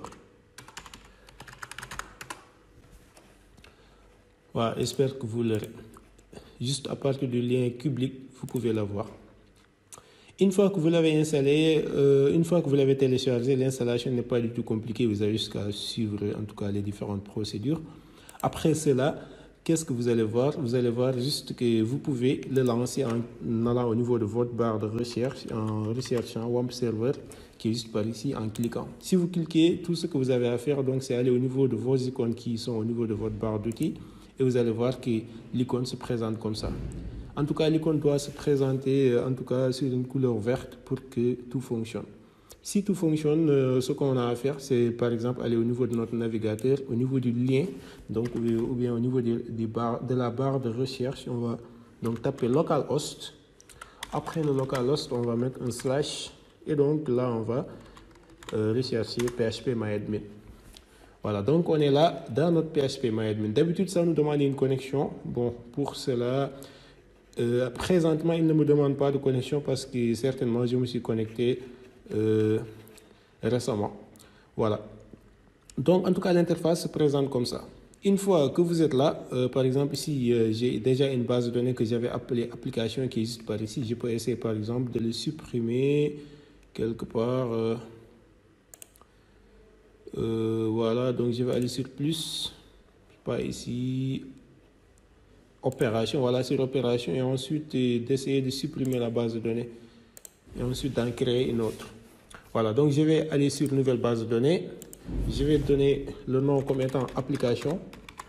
Voilà, on va créer notre base de données qui s'appelle application. Et ensuite, on va la créer juste par ici. Une fois qu'on l'a créée, on crée une table automatiquement sur cette base de données-là. Et cette table, on va l'appeler personne. Et elle va contenir en tout cas 4 colonnes. On va exécuter.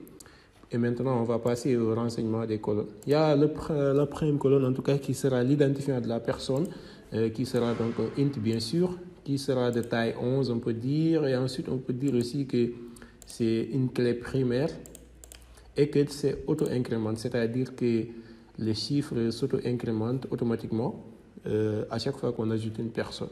Ensuite, on peut donner le prénom de la personne, le nom de la personne et enfin la photo de la personne. Toutes donc sont des... Voilà, donc pour tout, en tout cas, ces champs-là, c'est-à-dire prénom, nom et photo, on peut dire, par exemple, là, c'est 255 caractères. Pour l'autre aussi, on peut dire 255 caractères. Voilà, je crois que c'est bon pour la création du table personne au niveau de notre base de données application. Maintenant, on va essayer d'enregistrer. Voilà, boum, c'est enregistré. Maintenant, on peut dire que notre application Python sera bientôt en mesure de pouvoir stocker des informations sur la base de données et de pouvoir aussi les afficher. Pour cela, on va aller au niveau de notre CMD. On aura besoin d'un petit outil, en tout cas. Je vais mettre des CTRL-C, ou bien je vais juste aller de l'autre côté et fermer ici. Hop, excusez-moi. Voilà. On va aller au niveau de notre CMD et installer une librairie Python qui s'appelle donc MySQL-D6 connector. Voilà, donc Python installe, excusez-moi, pip install MySQL connector. Je l'avais déjà installé, c'est pourquoi donc il me dit ici que requirement already satisfied. Voilà, donc vous dans votre côté, vous allez installer ça intégralement et ensuite on est bon pour pouvoir commencer. On va se lancer maintenant au niveau du code. On va aller au niveau de notre code de base. Si vous avez suivi la vidéo précédente, vous allez voir qu'on était arrêté là. On avait seulement deux fichiers, donc accueil.py et l'autre c'est liste des inscrits.py. Maintenant, au niveau de notre fichier accueil.py, ce qu'on va faire avant tout, je crois bien, c'est d'aller au niveau de notre dossier principal et de créer un nouveau fichier. Et on va l'enregistrer en disant que ce fichier-là, ça s'appelle service. Voilà, et on va dire que c'est un fichier Python en ajoutant .py. Voilà, donc c'est ça notre fichier service. Et ce fichier-là, vous l'aurez compris, ça sera le fichier qui va définir les différentes fonctions, en tout cas, qui pourront nous permettre d'interagir avec la base de données. En premier lieu, qu'est-ce qu'on va essayer de faire? C'est d'importer donc la librairie qu'on vient de télécharger tout à l'heure. Donc c'est MySQL.connector. Une fois qu'on l'a installé, on va essayer de créer notre première fonction. C'est la fonction qui nous permet en quelque sorte de nous connecter au niveau de la base de données. Donc on va dire que cette fonction-là, ça s'appelle connexion. Ensuite, on va mettre 2 points. On va aller à la ligne. On va utiliser donc un try pour essayer de se connecter à la base de données. On va créer une variable qui s'appelle con et donc qui sera en quelque sorte un MySQL.connector. Excusez-moi, un MySQL.connector. Maintenant, on va utiliser la variable connect de MySQL qui permet de connecter à une base de données. Et donc, on va définir le host, c'est-à-dire le lien qui nous permet d'accéder en tout cas à cette base de données-là. Et on sait que notre host ici, c'est localhost, comme vous pouvez le voir. On va retourner donc au niveau de notre code et on va dire que le host, c'est localhost. Oh, excusez-moi, il n'y a pas de HTTP. Voilà. Donc là, je vais... Excusez-moi. Voilà. Donc, on a notre host qui est juste par ici. Excusez-moi. On peut aller ici définir l'autre paramètre qui est le user, donc le nom d'utilisateur. Bon, pour faire simple, dans mon cas, j'ai juste utilisé un nom d'utilisateur qui s'appelle root et un mot de passe. Et un mot de passe qui sera donc rien du tout.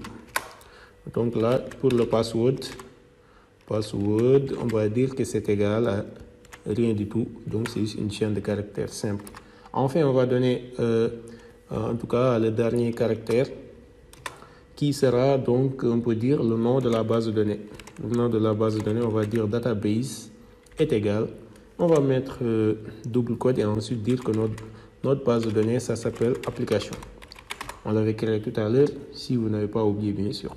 Voilà, donc application. On a créé une connexion à notre base de données. Donc là, on peut par exemple afficher un petit texte en disant connexion établie. Voilà. Pour un cas de test, on va voir est-ce que la connexion a été établie ou pas. Maintenant, qu'est-ce qu'on a à faire? C'est retourner. Notre fonction, en quelque sorte, elle doit retourner la connexion qui a été créée pour qu'on puisse l'utiliser à d'autres fins. Voilà. Donc, juste après avoir retourné, on va utiliser un except donc, pour capturer en tout cas le try qui a été fait ou qui a été défini auparavant. On va mettre 2 points entre mettre maintenant ici print. Au cas où la connexion n'a pas été établie ou bien il y a une erreur, donc on va dire par exemple connexion non établie. Voilà. On a ça. Donc je crois que la fonction qui nous permet de récupérer une connexion au niveau de la base de données a été bien faite. Maintenant, on va créer une fonction qui permet d'ajouter un élément au niveau de la base de données. On va dire que cette fonction-là, ça s'appelle ajouter et ça ressemble à paramètre la personne qu'on doit ajouter. Donc, on va mettre personne au niveau des paramètres de la fonction et ensuite, on va définir une connexion. Donc, con qui est égal donc, à la fonction connexion qu'on avait définie en haut, comme vous pouvez le voir. Une fois que la connexion a été récupérée, on va utiliser un curseur. Donc, on va dire cursor est égal donc à con.cursor. Voilà, donc un curseur en quelque sorte, comme son nom l'indique, c'est donc fixer, en tout cas, faire une petite fixation au niveau de la base de données pour donc pouvoir faire des opérations comme ajouter, supprimer ou quelque chose comme ça. Voilà, donc on va utiliser cursor juste par ici en mettant les parenthèses. Maintenant, on a récupéré un curseur de notre connexion. Ce qu'on a à faire maintenant, c'est par exemple donner les valeurs à ajouter. Les valeurs, donc on va les définir comme étant un tuple en mettant les parenthèses. Les valeurs, donc la première valeur qu'on va donner, c'est le personne.prénom, c'est-à-dire le prénom de la personne. Ensuite, la deuxième valeur, c'est personne. Personne.nom. Et enfin, la troisième valeur, c'est personne.photo. Voilà, la photo de la personne. Voilà, je crois que c'est bon pour les valeurs qui seront ajoutées. Maintenant, on peut directement lancer la requête SQL qui permet en quelque sorte d'ajouter cette personne-là. Et donc, on va utiliser la commande execute, mettre les parenthèses. Et dans les parenthèses, on va mettre 3 doubles codes juste par ici, ouvrantes, c'est-à-dire les 3 doubles codes qui ouvrent la requête et les 3 doubles codes qui vont fermer la requête. Voilà, maintenant on va entrer dans la requête et on va utiliser le insert. Je vais écrire ça en majuscule parce que c'est conseillé de mettre, en tout cas, ou bien d'écrire toutes les requêtes SQL en majuscule. Voilà, into, donc insérer dans la table personne. Voilà. On va donner les champs qui seront insérés. Donc, c'est le champ prénom, le champ nom et le champ photo. Voilà. On a déjà donné les champs. Maintenant, on va donner les valeurs. On va utiliser donc la variable values. On va mettre les parenthèses. Et là, qu'est-ce qu'on va faire? On va donner les pourcentages S, virgule. On va donner aussi pourcentage S, virgule. Et enfin, on va donner l'autre pourcentage S. Et enfin, qu'est-ce qu'on a à faire? C'est de fermer la parenthèse juste par ici. Hop, excusez-moi, on ferme la parenthèse juste par ici. Vous l'aurez compris, donc les pourcentages, c'est les variables qui seront renseignées. Par exemple, pour ce pourcentage-là, ça correspond au prénom. L'autre pourcentage, ça correspond au nom. Et l'autre pourcentage, ça correspond à la photo. Voilà, une fois que maintenant qu'on a fait tout ça, on va juste mettre virgule et dire que ce type-là, en quelque sorte, c'est-à-dire le type le prénom, nom et photo, il va correspondre au type valeur qu'on avait créé tout à l'heure ici.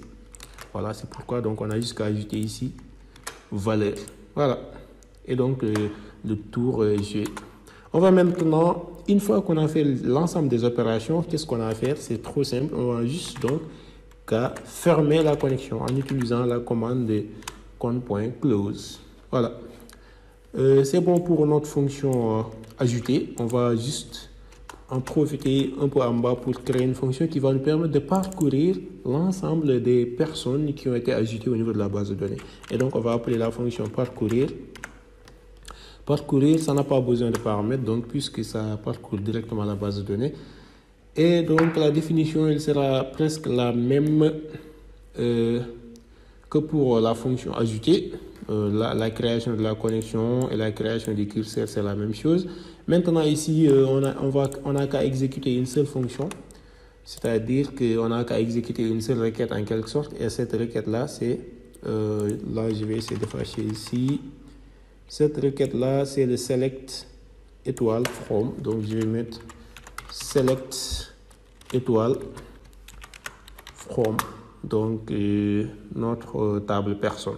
Voilà, donc je vais mettre personne. C'est juste ça, donc la commande de parcourir. Et maintenant, si on sélectionne tout cela, qu'est-ce qu'on a à faire? Donc, c'est définir par exemple une variable rows, qui sera égale donc à un fetch. Un fetch, c'est un parcours en quelque sorte de l'ensemble des personnes qui ont été trouvées sur la première requête. Donc, on va dire cursor, cursor. Donc, on va utiliser la variable fetch, donc c'est ch, et mettre all, c'est-à-dire récupérer tout ou bien parcourir tout. Une fois qu'on parcourt tout cela, on va maintenant retourner, c'est-à-dire cette fonction-là, elle retourne le rows qu'on a créé tout à l'heure, c'est-à-dire l'ensemble des lignes des personnes dans la base de données. Voilà, c'est tout simplement ça, la fonction qui nous permet en quelque sorte de parcourir l'ensemble des personnes. On peut enregistrer cette fonction-là, ou bien on peut enregistrer ce fichier-là. Je crois que c'est seulement de ces fonctions-là qu'on avait besoin. Maintenant, si vous êtes prêt, on peut par exemple balancer au niveau de notre page ou bien de notre fichier accueil.py pour faire certaines modifications. Les modifications qu'on va apporter, vous l'aurez tous compris, c'est qu'au début, on insérait l'ensemble des éléments sur une liste. C'est pourquoi, par exemple, certaines fonctions comme appartient n'ont plus d'importance ici. Parce que là, cette fonction-là, elle permettait en quelque sorte de vérifier si une personne a été déjà dans une liste ou pas. Donc là, on n'en a pas besoin, puisque dans une base de données, comme en tout cas le nôtre, on peut voir qu'il n'y aura pas en quelque sorte de redondance, puisque chaque personne qui est ajoutée correspond à son propre ID et que l'idée est auto-incrémente. Donc, il n'y a plus lieu de rester là à tester si cette personne-là est déjà ajoutée ou pas. Donc, cette fonction elle est exclue d'office. De l'autre côté, on avait défini une variable liste personne qui était une liste et qui était une liste en tout cas de l'ensemble des personnes, c'est-à-dire que pour chaque personne qu'on avait ajoutée, on l'a stocké dans cette liste-là, donc on n'a plus besoin de cette liste-là. On va l'effacer juste par ici. On va essayer de voir où est-ce qu'elle a été encore définie. C'était ici donc, liste personne, on va l'effacer encore. Et je vois qu'on peut en bas au niveau de, voilà, au niveau de notre bouton liste des inscrits, on avait aussi donné liste personne, la liste personne comme paramètre, on va l'effacer juste par ici. Voilà, une fois qu'on l'a effacé, on va voir qu'il y aura des modifications qui seront faites au niveau de notre fonction validée, puisque, comme je l'avais dit dans l'autre vidéo, c'est la fonction principale en quelque sorte, c'est elle qui permet de gérer en tout cas les différentes validations et aussi c'est elle qui permet d'ajouter en réalité la personne au niveau de la base de données. Donc, puisqu'elle faisait l'ajout directement sur la liste des personnes, on va effacer donc toutes les lignes-là qui n'ont plus d'importance. Voilà, donc là, je vais effacer ici. Et maintenant, là, je vais un peu rectifier l'indentation. Voilà. Donc là, PN est un personnage, on peut dire, c'est égal à prénom entry.get, non entry.get photo. Voilà, liste personne.append. Donc là, on n'a plus besoin de l'ajouter sur la liste des personnes. C'est pourquoi on va l'effacer ici. Excusez-moi. C'est pourquoi on va essayer d'effacer cette ligne-là. Voilà. Maintenant, ici, qu'est-ce qu'on a à faire? Ce qu'on a à faire ici, c'est donc d'utiliser l'ensemble des fonctions qu'on a définies en quelque sorte au niveau de service.py. Quelles sont ces fonctions-là? En quelque sorte, c'est la fonction ajouter, c'est la fonction parcourir et c'est la fonction connexion. Puisque là, en quelque sorte, ce qu'on veut, c'est ajouter une personne sur la base de données. On va d'abord procéder à un import, c'est-à-dire on va importer le fichier service. Donc, on va dire import service, excusez-moi, voilà, service as, on va dire par exemple serve, pour dire que ces services-là, c'est-à-dire le fichier service, il a été importé dans notre fichier accueil sous le nom de serve. Voilà, c'est ce serve-là maintenant qu'on va utiliser au niveau de notre fonction validée pour donc pouvoir l'ajouter. Qu'est-ce qu'on va dire? Serve.ajouter, puisqu'il y a une fonction qui s'appelle ajouter et qui se trouve au niveau du fichier service. Donc, on va appeler cette fonction-là en lui donnant comme paramètre PM qui est donc une personne. Voilà. Je crois que vous avez compris en tout cas dans l'ensemble l'idée de ce que je suis en train de faire. Voilà, donc serve.ajouter PM. Une fois que le personnage a été ajouté, par exemple là, je crois qu'on a... Voilà, on va afficher une information disant que la validation de la personne a bien été ajoutée. Et là, c'est la gestion des erreurs. Ici, donc, erreur sur le formulaire. Vous renseignez, il vous dit ici par exemple, vous allez renseigner tous les champs du formulaire. Voilà, je crois que c'est bon pour la validation. Si on ne s'est pas trompé quelque part, bien sûr, je vais essayer d'enregistrer et donc de relancer un peu notre application par ici. Là, il dit que déjà, il y a une petite erreur. Oui, c'est parce que là, je n'ai pas importé, mais j'ai mis juste un from. Je devais mettre import service as serve. Voilà. Donc, on va y retourner. On est là, donc notre application est là. L'idée, c'est que quand j'ajoute une personne et que je vais au niveau de ma base de données qui est juste par ici, au niveau de ma table personne, vous voyez qu'elle est vide à cet instant.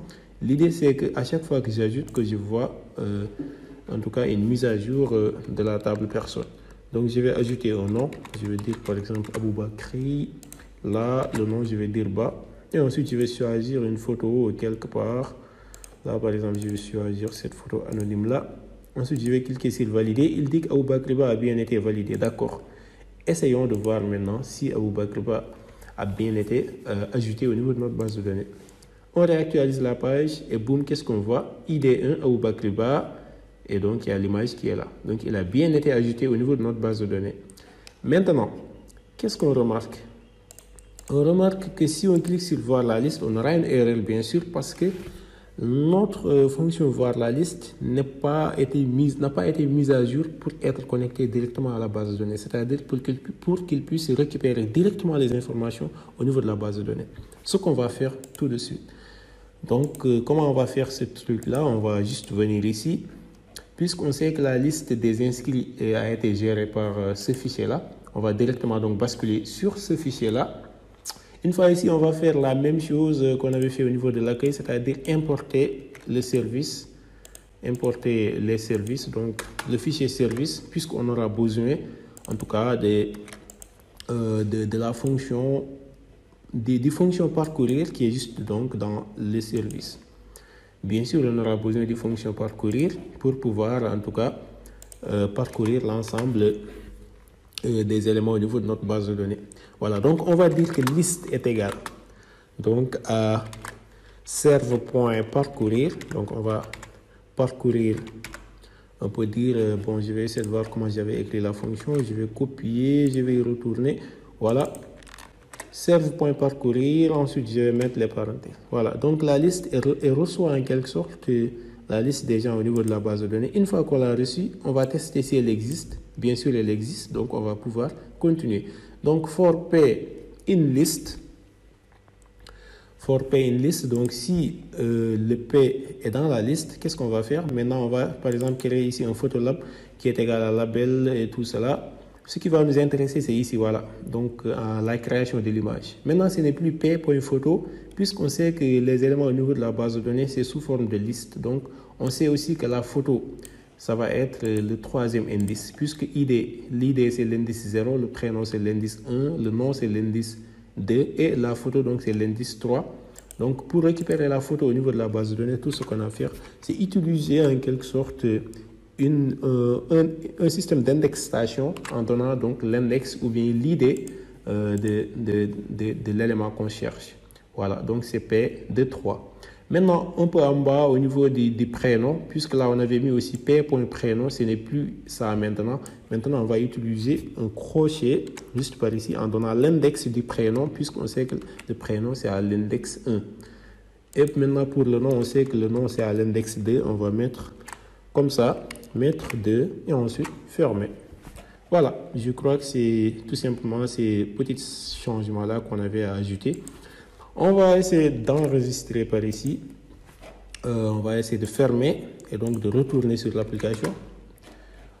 Puisqu'on avait déjà ajouté un élément, ici l'élément Aboubakry dans la base de données. Donc normalement, si on clique sur voir la liste, il doit être en mesure de nous afficher cet élément, c'est-à-dire la personne Aboubakry.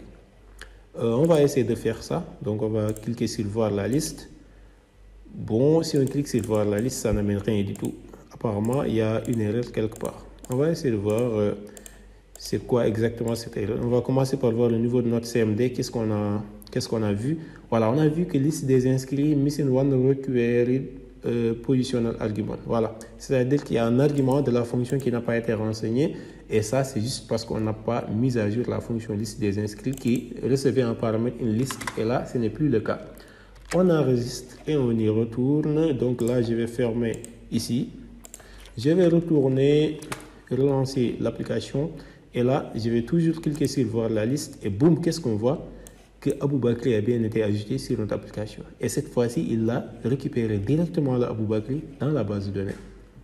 Voilà, donc je crois que c'était ça l'essentiel de la vidéo en quelque sorte. C'était ça, l'idée, c'est de pouvoir stocker les informations dans la base de données et de pouvoir les visualiser directement en les récupérant au niveau de la base de données. Mais donc, je viens de remarquer un petit souci, en tout cas un petit truc qui n'est pas trop stable sur notre application. C'est-à-dire, par exemple, si on va au niveau de la base de données, excusez-moi, si on va au niveau de la base de données et qu'on voit le stockage, en tout cas, ou bien le chemin de notre fichier, donc c'est un chemin qui est absolu. Et là, je trouve que ce n'est pas trop optimal parce que le chemin absolu, on peut l'utiliser sur notre machine, mais dès lors qu'on décide, par exemple, de délocaliser l'application sur une autre machine, ça va un peu planter parce que peut-être que le chemin absolu sur votre machine peut différer du chemin absolu dans une autre machine. C'est pourquoi j'ai décidé donc de reformuler en tout cas cette méthode-là en procédant ici, par exemple, au niveau de notre code, en créant ici un dossier image directement dans notre répertoire par défaut. Donc, excusez-moi, c'est pas un fichier, mais c'est un dossier. Voilà, donc new folder, je vais dire que ça s'appelle image. Voilà. Et maintenant, l'idée, c'est qu'à chaque fois qu'on upload une image, ou bien une image, cette image-là soit ajoutée directement dans le dossier image. Et maintenant, si je veux, par exemple, transporter mon application sur une autre machine, donc je vais le faire tranquillement puisque toutes les images qui ont été stockées seront stockées dans le dossier de base qui s'appelle image. Pour le faire, c'est très simple. On a juste maintenant qu'à retourner au niveau de notre accueil.py. Donc au niveau de notre accueil.py qui est juste par ici, voilà, donc je vais essayer d'importer la librairie que j'avais importée dans l'autre fichier, c'est-à-dire la librairie image qui se trouve au niveau de pile. Voilà, donc je vais retourner ici et je vais mettre from pile import image.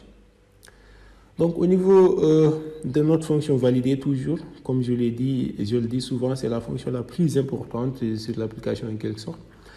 Voilà, donc je vais créer une fonction, ou bien je vais créer une variable. Cette variable-là, je vais essayer de l'appeler photo. Donc là, par exemple, cette photo-là, je vais la créer à l'intérieur. Et là, tout ce que j'ai à tester, par exemple ici, je vais effacer ça. Tout ce que j'ai à tester ici, c'est l'image name. Voilà, là c'est l'image name que je teste s'il existe. Maintenant ici, je vais déclarer une photo. Cette photo-là, en quelque sorte, elle sera une chaîne de caractères qui va être image. En quelque sorte, on va définir le chemin, en tout cas, de destination des fichiers qui ont été uploadés. Et pour cela, on n'a qu'à faire ça. Ensuite, on va faire une concaténation et ensuite donner image, donc image name, excusez-moi, image name. On va juste essayer de copier ça là pour aller plus vite. L'idée, c'est de récupérer seulement le nom du fichier, avec l'extension. Voilà, donc on va faire ça et ensuite on va faire les crochets et mettre -1. Si vous aviez suivi la première vidéo, donc là, ça ne sera pas un peu compliqué pour vous parce que je l'avais déjà expliqué. L'idée, c'était juste, en tout cas, de pouvoir récupérer juste la partie, ou bien la dernière partie du chemin du fichier, c'est-à-dire le nom du fichier plus son extension. Et ça, c'est notre photo. Une fois maintenant qu'on a la photo, qu'est-ce qu'on a à faire? On va donc dire que PN, c'est égal à personnage, prénom entry.get, nom entry.get, et donc notre photo qui est juste par ici. De l'autre côté, qu'est-ce qu'on a à faire? Donc c'est déclarer. Voilà. Juste après ici, on va essayer de déclarer en quelque sorte une image. On va dire que img est égal. On va utiliser l'image qu'on avait importée tout à l'heure au niveau de pile. Et donc on va dire que c'est image. On va mettre parenthèse. Non pas parenthèse. On va mettre ici un point open. Voilà. Pour ouvrir cette image-là.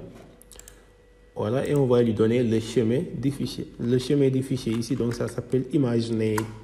Voilà. Une fois maintenant qu'on a défini notre image en lui disant que c'est directement dans le chemin que l'utilisateur a renseigné tout à l'heure, maintenant on va procéder au save de l'image, c'est-à-dire donc à l'enregistrement de cette image-là dans le dossier qu'on a spécifié. C'est pourquoi on va mettre ici save. Et dans ce cas-là, qu'est-ce qu'on va dire? Photo. Save photo. Le save, il prend en paramètre le chemin de destination. Le chemin de destination, c'est photo. Et alors qu'on a dit ici, en réalité, que photo, c'est image slash. Quand on dit image slash, c'est notre dossier qu'on avait créé tout à l'heure ici. et donc là, le nom de l'image plus l'extension. Je crois que vous avez, en tout cas dans l'ensemble, compris l'idée de ce que je suis en train de faire. Voilà. Donc, sans plus tarder, on va essayer d'enregistrer et donc de revenir au niveau de notre code pour voir que cette application-là a bien été, en tout cas, ajoutée. Donc, on va, par exemple, donner un prénom. On va ensuite donner un nom. Et ensuite, on va choisir une photo. Là, par exemple, je vais choisir la photo que j'avais prise tout à l'heure. Je vais cliquer sur ouvrir. Et ensuite, je vais cliquer sur valider. Voilà, il dit qu'Aliso a bien été ajouté. Maintenant, je vais aller au niveau de mon répertoire par défaut, qui est par ici, et au niveau de mon dossier image, qui est juste par ici. Et à ma grande surprise, je vois que homme.png a bien été ajouté sur l'image. Et si on va au niveau de notre base de données et qu'on actualise, on voit maintenant que le chemin de l'image, c'est seulement image/homme.png. Et ça, je le trouve en tout cas beaucoup plus optimal. Et vous allez même remarquer que demain, quand vous voulez, par exemple, prendre le dossier de votre logiciel et l'amener sur une autre machine, ça sera bien possible. Voilà. Maintenant, il y a un petit détail que je voulais ajouter, un petit détail de bonus. C'est par exemple, imaginez qu'une personne peut venir vouloir ajouter une image qui est donc du même nom que l'image précédente. Par exemple, il peut venir vouloir ajouter homme.png encore à nouveau. Pour éviter cela, qu'est-ce qu'on a à faire? On a juste qu'à ajouter par exemple un chiffre au début donc, du nom de l'image, c'est-à-dire un chiffre qui est unique en quelque sorte. Et pour garantir en tout cas l'unicité de ce chiffre-là, Python, en tout cas, qu'est-ce qu'il fait lui? Il nous propose d'utiliser la librairie datetime qui est juste par ici. Et la librairie datetime, qu'est-ce qu'elle nous permet de faire en réalité? Elle nous permet de déclarer par exemple le nombre de millisecondes ou bien le nombre de tierces qui a été compté à partir d'une date bien définie. Et ce nombre de tierces-là, on sait que les tierces, quand même, ça varie très rapidement, ce qui fait que la probabilité d'avoir deux fichiers de même nom, c'est vraiment un peu négligeable. Voilà, pour le faire, on va mettre un from datetime. Oh, excusez-moi, from datetime, voilà la librairie datetime de Python. Qu'est-ce qu'on va faire? On va importer datetime à nouveau. Donc, on va importer datetime. Une fois qu'on a importé ça, maintenant, on va utiliser une autre librairie qui s'appelle donc UID, donc import UID4, c'est-à-dire UID4. Tout en sachant que ces librairies-là, vous devez donc les installer directement au niveau de votre CMD en cliquant sur Python ou bien pip install UID. Voilà, c'est pas trop compliqué. On a importé ces deux fichiers-là. Maintenant, qu'est-ce qu'on va faire? Ce qu'on va faire, c'est au niveau de notre fonction valider, juste avant de déclarer la photo, c'est-à-dire le chemin de notre fichier, on va créer donc un identifiant qui est unique. Et donc, on va dire que cet identifiant, par exemple, ça s'appelle event ID, et donc qui est égal à datetime. Donc, comme je l'avais dit, on va utiliser la librairie datetime de Python qui nous permet en quelque sorte de récupérer le nombre de tierces ou bien la date exacte, avec exactitude, donc la date exacte de lorsque, en tout cas, l'utilisateur est en train d'ajouter la photo. Voilà, donc datetime.now. Ensuite, on va faire une conversion. On va utiliser strftime. Ensuite, on va mettre les parenthèses. Et qu'est-ce qu'on va donner? On va mettre des doubles quotes d'abord. On va donner le pourcentage pour donner l'année. Donc, pourcentage Y. Ensuite, mettre pourcentage M. Mettre tiret. Ensuite, après le tiret, on va mettre un pourcentage D pour dire que c'est le jour. Ensuite, mettre un autre pourcentage et mettre un grand H. On va mettre un tiret et ensuite donner le dernier pourcentage qui sera donc le M. Donc, le H c'était les minutes, donc le M. Non, H c'était heure. Maintenant, le M c'est minutes. Ensuite, on va mettre des pourcentages et enfin, on va donner le nombre de secondes qui est juste par ici. Et ensuite, mettre tiret. Et juste après le tiret, qu'est-ce que ça va faire? Ça va maintenant continuer avec, on va prendre le event ID qui est là et on va le concaténer juste par ici avec le nom de notre image. J'espère que vous avez compris dans l'ensemble l'idée de ce qu'on veut dire. Voilà, donc là, tout en sachant qu'ici, on va mettre, pour en tout cas beaucoup plus garantir en tout cas l'unicité de cette ID là, on va utiliser un str et on va ajouter un UID, c'est-à-dire une variable aléatoire qui sera créée par le UID 4 et donc en appelant juste la fonction par ici. Voilà, je crois que si on ne s'est pas trompé, on peut enregistrer et exécuter notre application pour une dernière fois pour voir que en tout cas ça va être beaucoup plus optimal et donc notre application va être beaucoup plus sécurisée. On va aller sur accueil.pi. Ce qu'on va faire maintenant, c'est cliquer sur, c'est ajouter un personnage. Donc on va dire par exemple, voilà, on va ajouter un nom. Ensuite, on va ajouter un prénom. Et enfin, on va aller choisir une photo. Si on veut même, pour choisir la même photo qu'on avait choisie tout à l'heure. Voilà. On va cliquer sur ouvrir et ensuite on va cliquer sur valider. Il vous dit que Youssouf Sow a bien été ajouté. Maintenant, si on va au niveau de nom fichier juste par ici, qu'est-ce que vous voyez? Voilà, il y a une date d'abord. Après la date, il y a le home. Il y a le home.png. Si par exemple je veux renommer le fichier, voilà, il y a le home.png qui est juste par ici. Mais avant, il y a une date qui est en haut. Et c'est ça maintenant qui est idéal pour en tout cas beaucoup plus sécuriser notre application. Si on va même au niveau de notre base de données, qu'est-ce qu'on va voir? On va voir que c'est la même chose. L'image est bien ajoutée. Et aussi, si on va au niveau de la liste des inscrits, on voit que ça s'affiche très bien même. Voilà les gars, donc dans l'ensemble, c'était ça en tout cas que je voulais ajouter sur l'application parce qu'il y a pas mal en tout cas de gens qui, au niveau des commentaires, qui ont demandé ça, qui ont demandé le stockage direct sur une base de données et moi donc j'ai réagi en vous faisant cette vidéo. J'espère en tout cas qu'elle a été claire. S'il y a des questions, vous n'hésitez pas donc à les poser au niveau de l'espace commentaire et n'hésitez pas à répondre. De toute façon, on est ensemble et n'oubliez toujours pas, si ce n'est pas encore le cas, abonnez-vous. Si vous ne l'avez pas encore fait, aimez la vidéo, mais aussi partagez-la avec vos amis qui en auront certainement besoin. Et moi, donc, je vous dis à plus tard pour d'autres tutoriels.